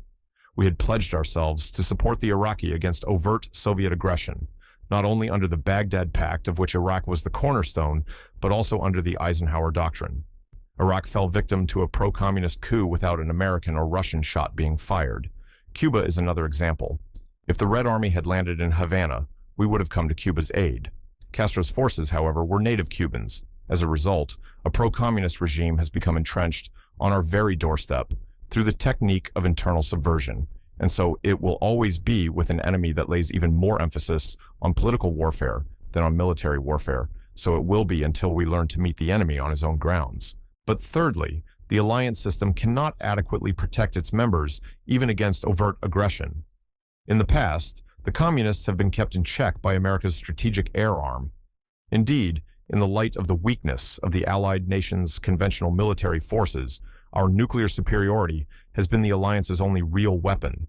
But as the Soviet Union draws abreast of us in nuclear strength, that weakness could prove our undoing. In a nuclear stalemate, where neither side is prepared to go all out over local issues, the side with the superior conventional forces has an obvious advantage. Moreover, it is clear that we cannot hope to match the communist world man for man, nor are we capable of furnishing the guns and tanks necessary to defend 30 nations scattered over the face of the globe. The long overdue answer, as we will see later on, lies in the development of a nuclear capacity for limited wars. Finally, and I consider this the most serious defect of all, the alliance system is completely defensive in nature and outlook. This fact, in the light of the communists' dynamic offensive strategy, ultimately dooms it to failure. No nation at war, employing an exclusively defensive strategy, can hope to survive for long. Like the boxer who refuses to throw a punch, the defense-bound nation will be cut down sooner or later. As long as every encounter with the enemy is fought on his initiative, on grounds of his choosing, and with weapons of his choosing, we shall keep on losing the Cold War. Foreign aid. Another aspect of our policy is the foreign aid program. To it, in the last 14 years, we have committed over $80 billion of American treasure in grants, loans, material, and technical assistance. I will not develop here what every thinking American knows about this gargantuan expenditure, that it has had dire consequences, not only for the American taxpayer, but for the American economy, that it has been characterized by waste and extravagance both overseas and in the agencies that administer it. and that it has created a vast reservoir of anti-Americanism among proud peoples who, however irrationally, resent dependence on a foreign dole. I would rather put the question, has the foreign aid program, for all of its drawbacks, made a compensating contribution toward winning the Cold War? And this test, let me say parenthetically, is the only one under which the foreign aid program can be justified. It cannot, that is to say, be defended as a charity. The American government does not have the right, much less the obligation, to try to promote the economic and social welfare of foreign peoples. Of course, all of us are interested in combating poverty and disease wherever it exists, but the Constitution does not empower our government to undertake that job in foreign countries, no matter how worthwhile it might be. Therefore, except as it can be shown to promote America's national interests, the foreign aid program is unconstitutional. It can be argued, but not proved, that American aid helped prevent Western Europe from going communist after the Second World War. It is true, for example, that the communist parties in France and Italy were somewhat weaker after economic recovery than before it, but it does not follow that recovery caused the reduction in communist strength, or that American aid caused the recovery. It is also true, let us remember, that West Germany recovered economically at a far faster rate than France or Italy, and received comparatively little American aid. It also can be argued that American military aid has made the difference between friendly countries having the power to fight off or discourage communist aggression and not having that power. Here, however, we must distinguish between friendly countries that were not able to build their own military forces and those that were. Greece, Turkey, Free China, South Korea, and South Vietnam needed our help. Other countries, England and France, for example, were able to maintain military forces with their own resources. For many years now, our allies in Western Europe have devoted smaller portions of their national budgets to military forces than we have. The result is that the American people, in the name of military aid, have been giving an economic handout to these nations. We have permitted them to transfer to their domestic economy funds, which, in justice, should have been used in the common defense effort. Now, let us note a significant fact. In each of the situations we have mentioned so far, situations where some evidence exists that foreign aid has promoted American interests, there is a common denominator. In every case, the recipient government was already committed to our side. We may have made these nations, on balance, stronger and more constant allies, though even that is debatable, but we did not cause them to alter their basic political commitments. This brings us to the rest of the foreign aid program, and to the great fallacy that underlies it. Increasingly, our foreign aid goes not to our friends, but to professed neutrals, and even to professed enemies. We furnish this aid under the theory that we can buy the allegiance of foreign peoples, or at least discourage them from going communist, by making them economically prosperous. This has been called the stomach theory of communism, and it implies that a man's politics are determined by the amount of food in his belly. Everything we have learned from experience and from our observation of the nature of man refutes this theory. A man's politics are, primarily, the product of his mind. Material wealth can help him further his political goals, but it will not change them. The fact that some poor, illiterate people have gone communist does not prove that poverty caused them to do so, any more than the fact that Alfred and Martha Stern are communists proves that great wealth and a good education make people go communist. Let us remember that communism is a political movement and that its weapons are primarily political.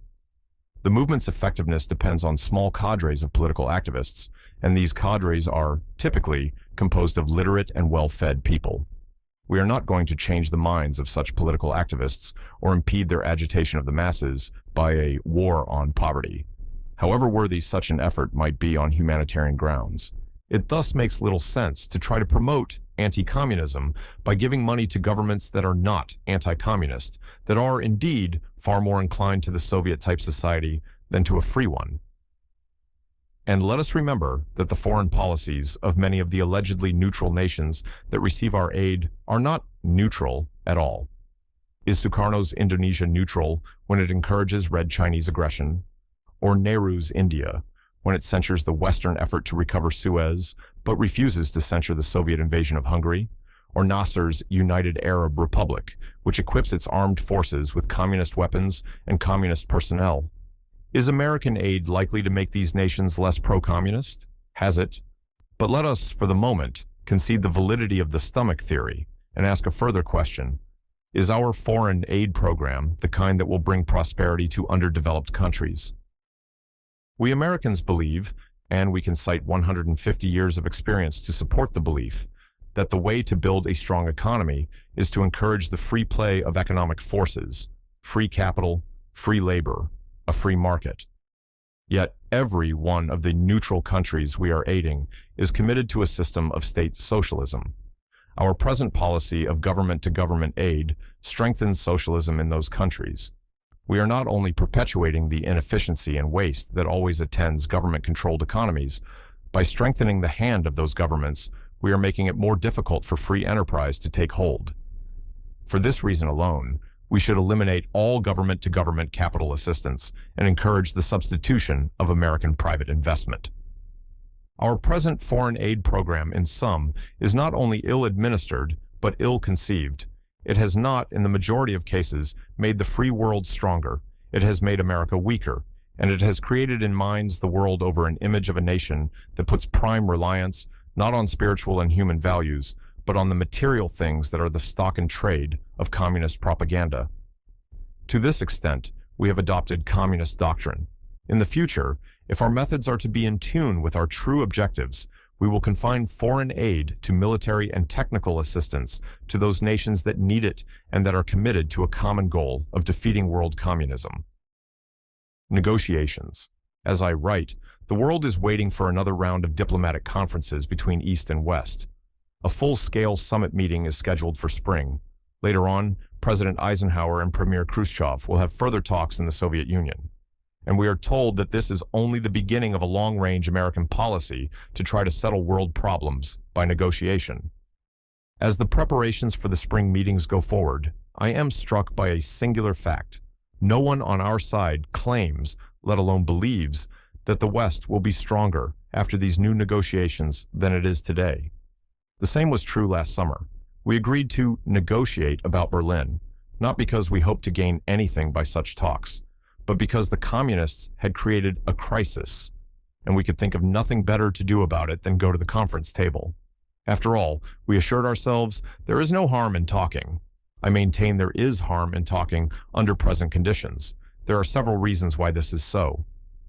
First of all, communists do not look upon negotiations, as we do, as an effort to reach an agreement. For them, negotiations are simply an instrument of political warfare.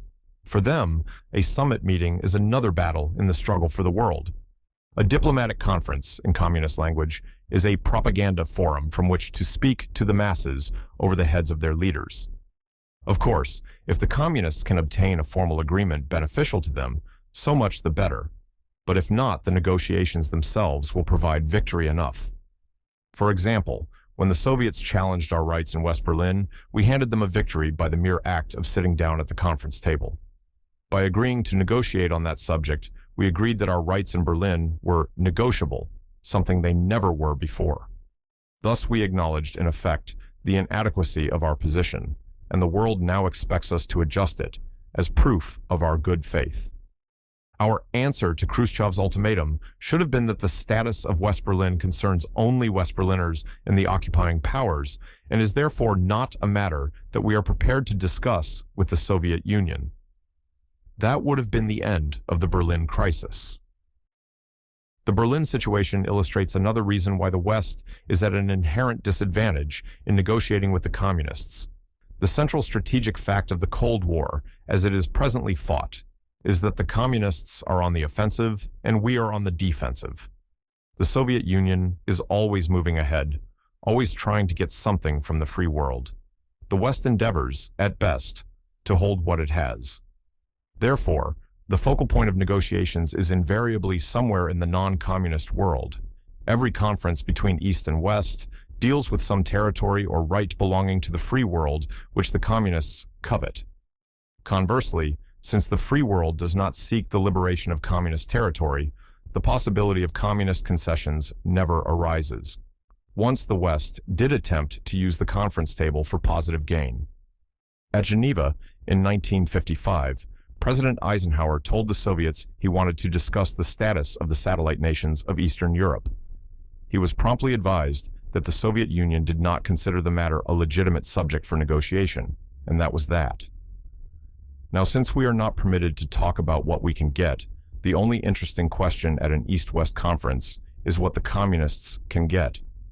Under such conditions, we can never win.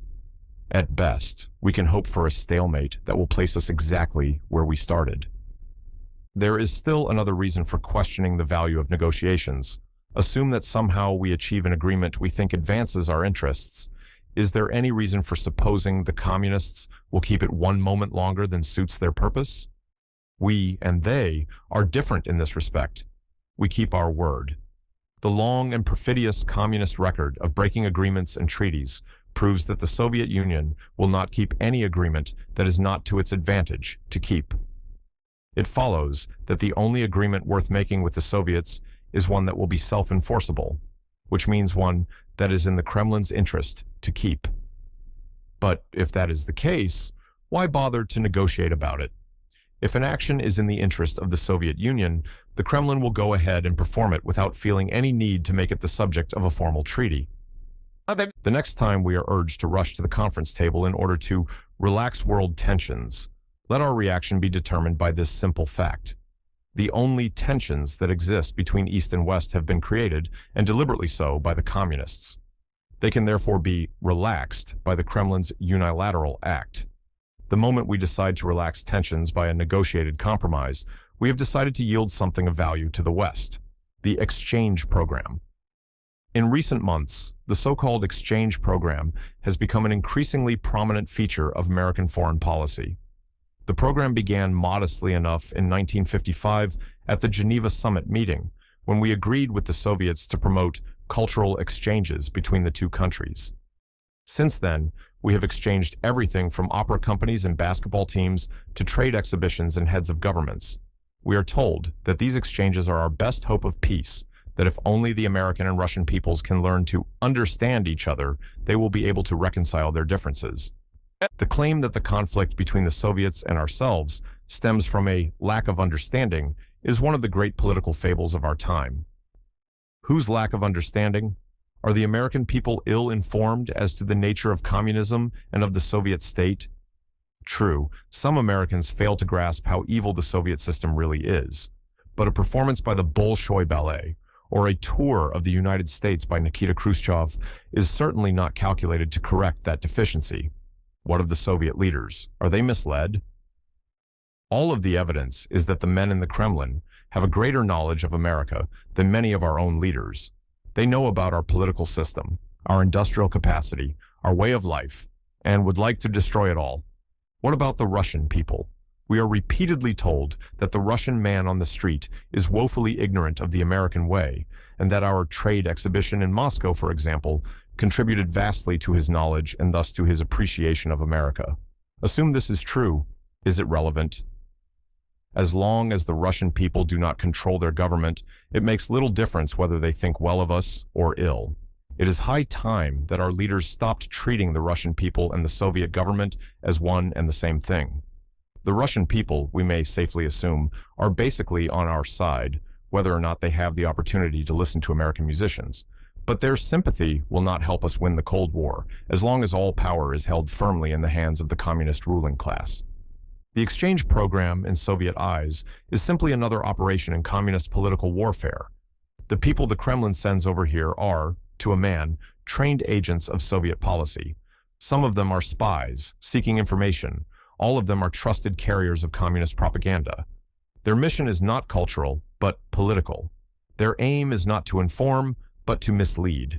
Their assignment is not to convey a true image of the Soviet Union, but a false image. The Kremlin's hope is that they will persuade the American people to forget the ugly aspects of Soviet life and the danger that the Soviet system poses to American freedom. It is a mistake to measure the success of this communist operation by the extent to which it converts Americans to communism. By that test, of course, the operation is almost a complete failure. But the Kremlin's aim is not to make Americans approve of communism, much as they would like that, it is to make us tolerant of communism.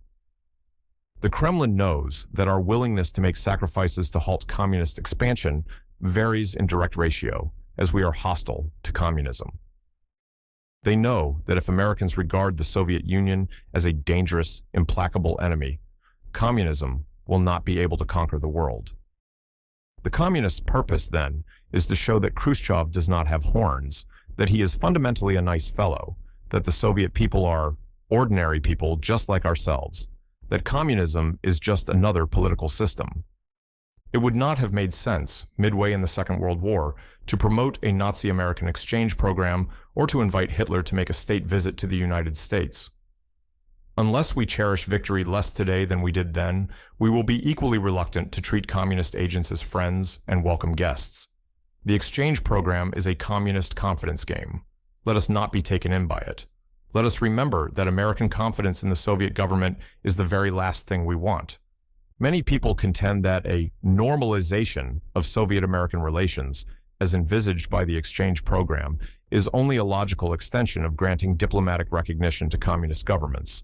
I agree. Accordingly, I think it would be wise for the United States to re-examine the question of its diplomatic relations with communist regimes. We often hear that recognition permits us to gather information in communist countries. I am unaware, however, of any advantage that our diplomatic mission in Moscow confers along these lines that does not doubly accrue to the Soviet Union from its diplomatic spy corps in Washington and other American cities. Espionage possibilities aside, I am quite certain that our entire approach to the Cold War would change for the better the moment we announced that the United States does not regard Khrushchev's murderous claque as the legitimate rulers of the Russian people or of any other people. Not only would withdrawal of recognition stiffen the American people's attitude toward communism, it would also give heart to the enslaved peoples and help them to overthrow their captors. Our present policy of not recognizing Red China is eminently right, and the reasons behind that policy apply equally to the Soviet Union and its European satellites. If our objective is to win the Cold War, we will start now by denying our moral support to the very regimes we mean to defeat. For many years, our policymakers have paid lip service to the idea of disarmament. This seems to be one of the ways, in modern diplomacy, of proving your virtue. Recently, however, under strong communist propaganda pressure, we have acted as though we mean this talk to be taken seriously. I cite our government's momentous decision to suspend nuclear tests. Students of history have always recognized that armament races are a symptom of international friction, not a cause of it. Peace has never been achieved, and it will not, in our time, by rival nations suddenly deciding to turn their swords into plowshares. No nation in its right mind will give up the means of defending itself without first making sure that hostile powers are no longer in a position to threaten it. The communist leaders are, of course, in their right minds. They would not dream of adopting a policy that would leave them, on balance, relatively weaker than before they adopted such a policy. They might preach general disarmament for propaganda purposes. They also might seriously promote mutual disarmament in certain weapons in the knowledge that their superior strength in other weapons would leave them, on balance, decisively stronger than the West. Thus, in the light of the West's weakness in conventional weapons, it might make sense for the communists to seek disarmament in the nuclear field. If all nuclear weapons suddenly cease to exist, much of the world would immediately be laid open to conquest by the masses of Russian and Chinese manpower. American leaders have not shown a comparable solicitude for our security needs. After the Second World War, the United States had a conventional military establishment, rivaling the Soviet Union's, and an absolute monopoly in nuclear power. The former weapon we hastily and irresponsibly dismantled. The latter we failed to exploit politically, and then we proceeded to fritter away our lead by belated entry into the hydrogen bomb and guided missile fields.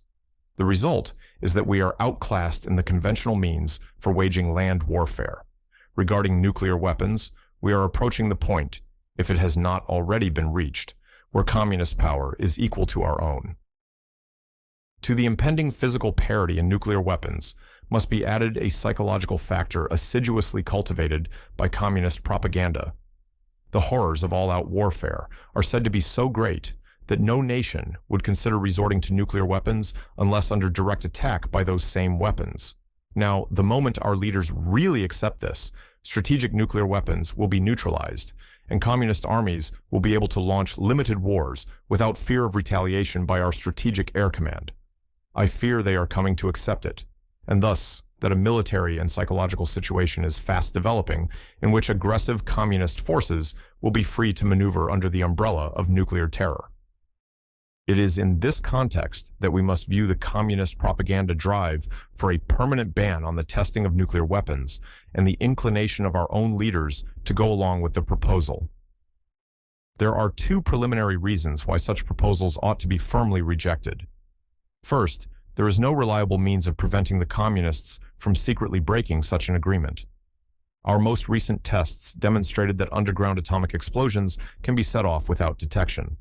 Secondly, we cannot hope to maintain even an effective strategic deterrent unless we keep our present nuclear arsenal up to date. This requires testing.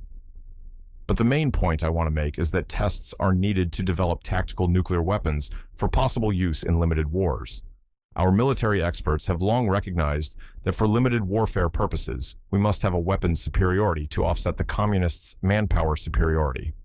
This means we must develop and perfect a variety of small, clean nuclear weapons, and this in turn means testing. The development of such a weapon system is the only way in which America will be able to fight itself out of the dilemma, one horn of which is superior communist manpower, the other, the impending neutralization of strategic nuclear weapons. Our government was originally pushed into suspending tests by communist-induced hysteria on the subject of radioactive fallout. However one may rate that danger, it simply has no bearing on the problem at hand. The facts are that there is practically no fallout from tests conducted above the Earth's atmosphere, and none at all from underground tests. Therefore, the only excuse for suspending tests is that our forbearance somehow contributes to peace. And my answer is that I am unable to see how peace is brought any nearer by a policy that may reduce our relative military strength. Such a policy makes sense only under the assumption that communist leaders have given up their plan for world revolution and will settle for peaceful coexistence, an assumption we make at the risk of losing our national life. If our objective is victory over communism, we must achieve superiority in all of the weapons, military as well as political and economic, that may be useful in reaching that goal. Such a program costs money, but so long as the money is spent wisely and efficiently, I would spend it. I am not in favor of economizing on the nation's safety. As a conservative, I deplore the huge tax levy that is needed to finance the world's #1 military establishment. But even more do I deplore the prospect of a foreign conquest, which the absence of that establishment would quickly accomplish. United Nations. Support of the United Nations, our leaders earnestly proclaim, is one of the cornerstones of American foreign policy.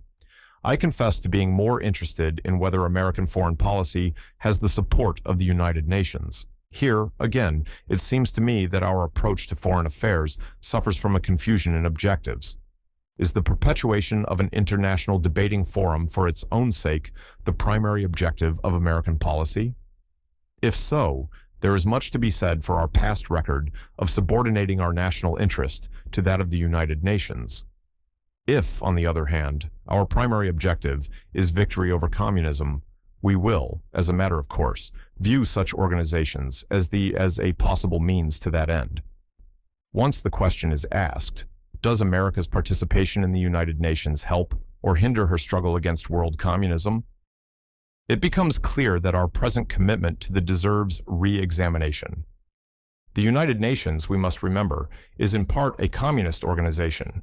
The communists always have at least one seat in its major policy-making body, the Security Council, and the Soviet Union's permanent veto power in that body allows the Kremlin to block any action on a substantial issue that is contrary to its interests. The communists also have a sizable membership in the other policy-making body, the General Assembly. Moreover, these working staff, the Secretariat, is manned by hundreds of communist agents who are frequently in a position to sabotage those few policies that are contrary to communist interests. Finally, a great number of non-communist United Nations are sympathetic to Soviet aims, or, at best, are unsympathetic to ours. We therefore should not be surprised that many of the policies that emerge from the deliberations of the United Nations are not policies that are in the best interest of the United States. United Nations policy is necessarily the product of many different views, some of them friendly, some of them indifferent to our interests, some of them mortally hostile. And the result is that our national interests usually suffer when we subordinate our own policy to the EES. In nearly every case in which we have called upon the United Nations to do our thinking for us and to make our policy for us, whether during the Korean War or in the Suez Crisis or following the revolution in Iraq, we have been a less effective foe of communism than we otherwise might have been. Unlike America, the communists do not respect thee and do not permit their policies to be affected by it. If the opinion of mankind, as reflected by a resolution, goes against them, they, in effect, tell mankind to go fly a kite. Not so with us. We would rather be approved than succeed, and so are likely to adjust our own views to conform with the United Nations majority. This is not the way to win the Cold War. I repeat, communism will not be beaten by a policy that is the common denominator of the foreign policies of 80-odd nations, some of which are our enemies, nearly all of which are less determined than we to save the world from communist domination.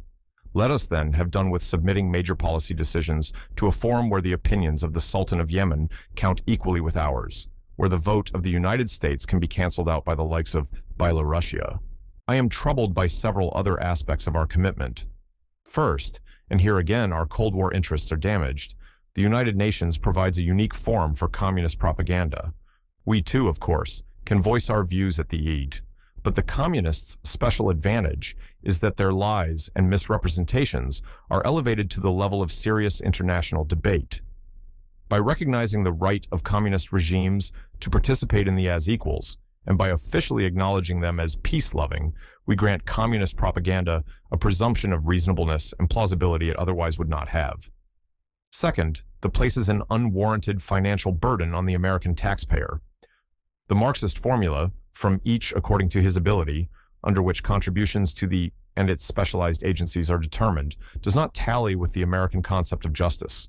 The United States is currently defraying roughly a third of all United Nations expenses. That assessment should be drastically reduced. This should not operate as a charity. Assessments should take into account the benefits received by the contributor nation. Finally, I fear that our involvement in the United Nations may be leading to an unconstitutional surrender of American sovereignty. Many activities have already made strong inroads against the sovereign powers of member nations. This is neither the time nor place to discuss the merits of yielding sovereign American rights, other than to record my unequivocal opposition to the idea. It is both the time and place, however, to insist that any such discussion take place within the framework of a proposed constitutional amendment, and not clandestinely in the headquarters of some agency. Withdrawal from the United Nations is probably not the answer to these problems. For a number of reasons, that course is unfeasible. We should make sure, however, that the nature of our commitment is such as to advance American interests, and that will involve changes in some of our present attitudes and policies toward the let-the-firsters, of whom there are many in this country, put their enthusiasm for international cooperation in proper perspective. Let them understand that victory over communism must come before the achievement of lasting peace. Let them, in a word, keep their eyes on the target. Aid to communist governments. There is one aspect of our policy that is offensive-minded, in the minds of its authors anyway. Its effect, unfortunately, is exactly opposite to the one intended. Some time ago, our leaders advanced the theory that communist satellite regimes would, with our help, gradually break their ties with the Soviet Union and evolve political systems more in keeping with our notions of freedom and justice.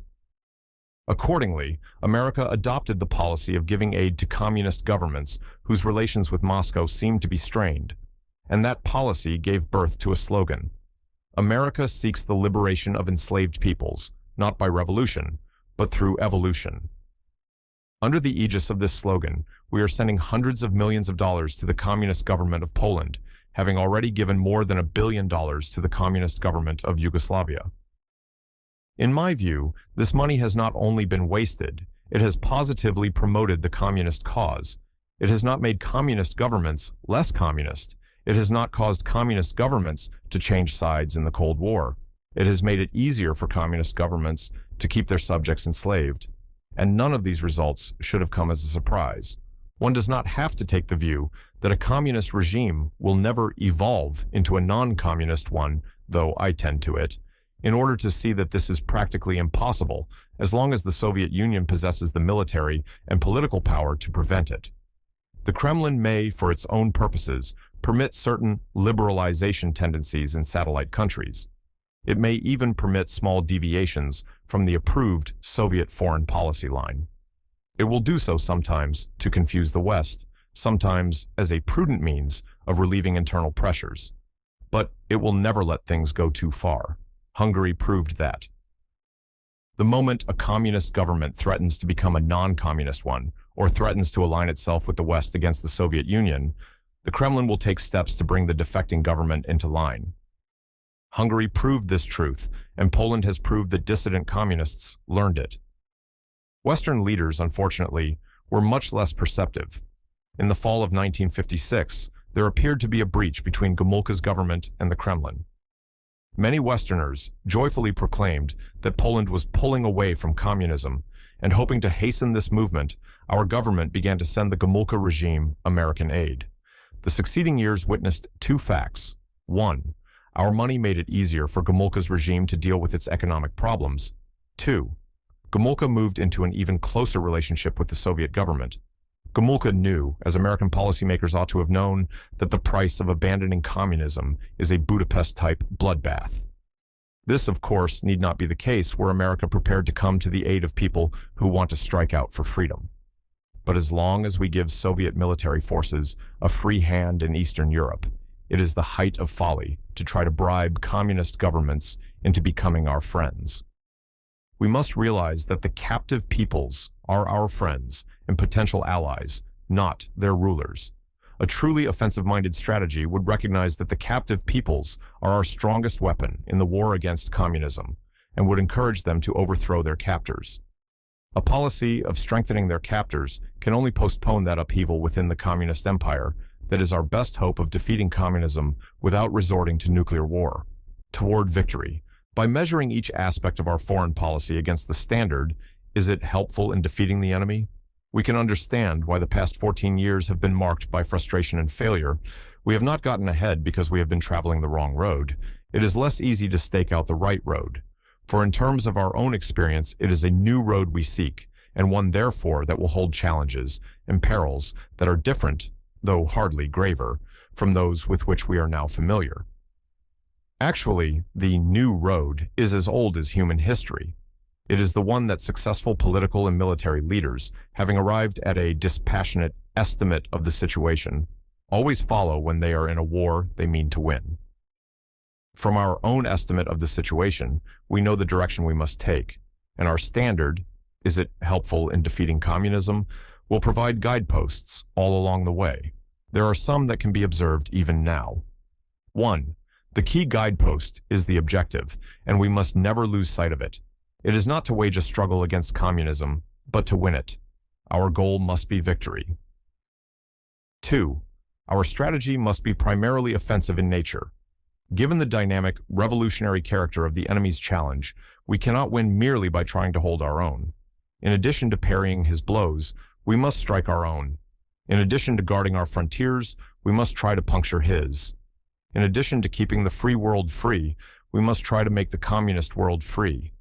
To these ends, we must always try to engage the enemy at times and places, and with weapons of our own choosing. 3. We must strive to achieve and maintain military superiority. Mere parity will not do.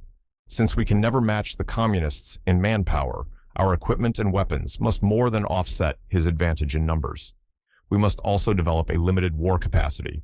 For this latter purpose, we should make every effort to achieve decisive superiority in small, clean nuclear weapons. 4. We must make America economically strong. We have already seen why economic energy must be released from government strangulation if individual freedom is to survive. Economic emancipation is equally imperative if the nation is to survive. America's maximum economic power will be forged, not under bureaucratic direction, but in freedom. 5. In all of our dealings with foreign nations, we must behave like a great power, Our national posture must reflect strength and confidence and purpose, as well as goodwill. We need not be bellicose, but neither should we encourage others to believe that American rights can be violated with impunity. We must protect American nationals and American property and American honor, everywhere. We may not make foreign peoples love us. No nation has ever succeeded in that. But we can make them respect us. And respect is the stuff of which enduring friendships and firm alliances are made. 6. We should adopt a discriminating foreign aid policy. American aid should be furnished only to friendly, anti-communist nations that are willing to join with us in the struggle for freedom. Moreover, our aid should take the form of loans or technical assistance, not gifts.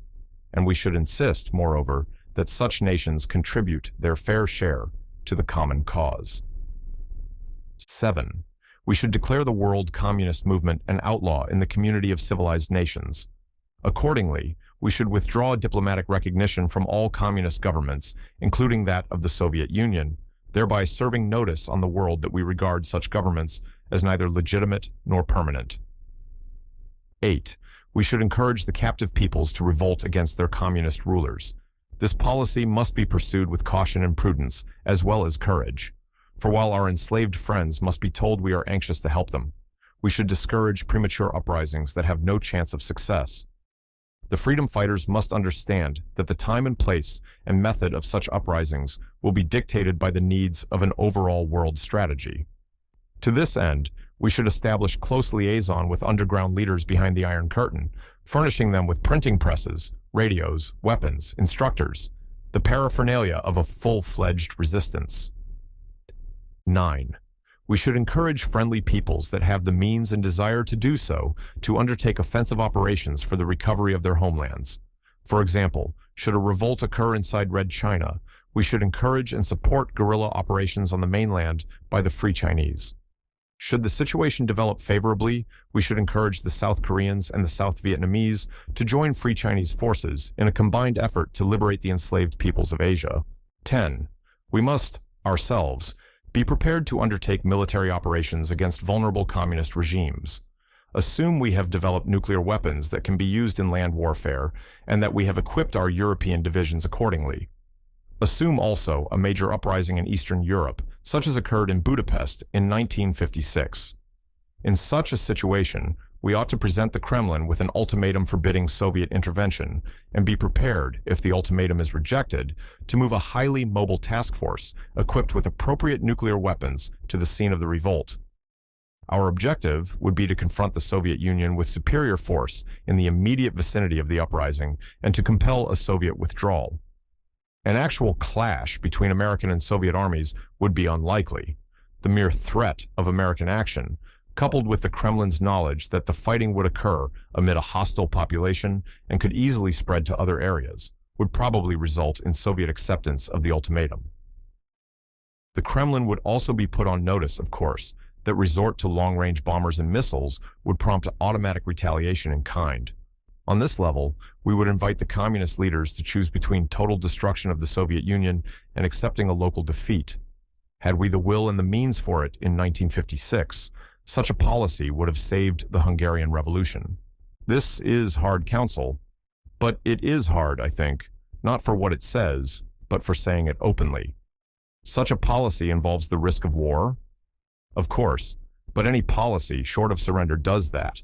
Any policy that successfully frustrates the communists' aim of world domination runs the risk that the Kremlin will choose to lose in a kamikaze finish. It is hard counsel because it frankly acknowledges that war may be the price of freedom and thus intrudes on our national complacency.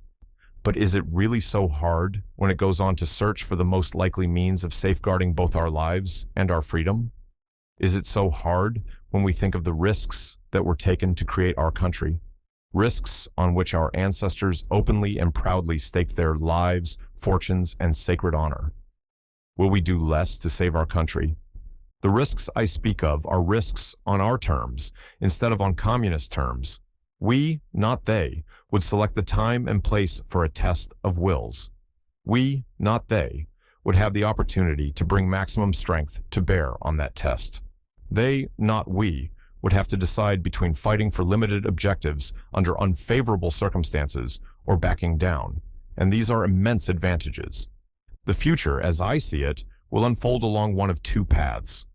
Either the communists will retain the offensive, will lay down one challenge after another, will invite us in local crisis after local crisis to choose between all-out war and limited retreat, and will force us, ultimately, to surrender or accept war under the most disadvantageous circumstances.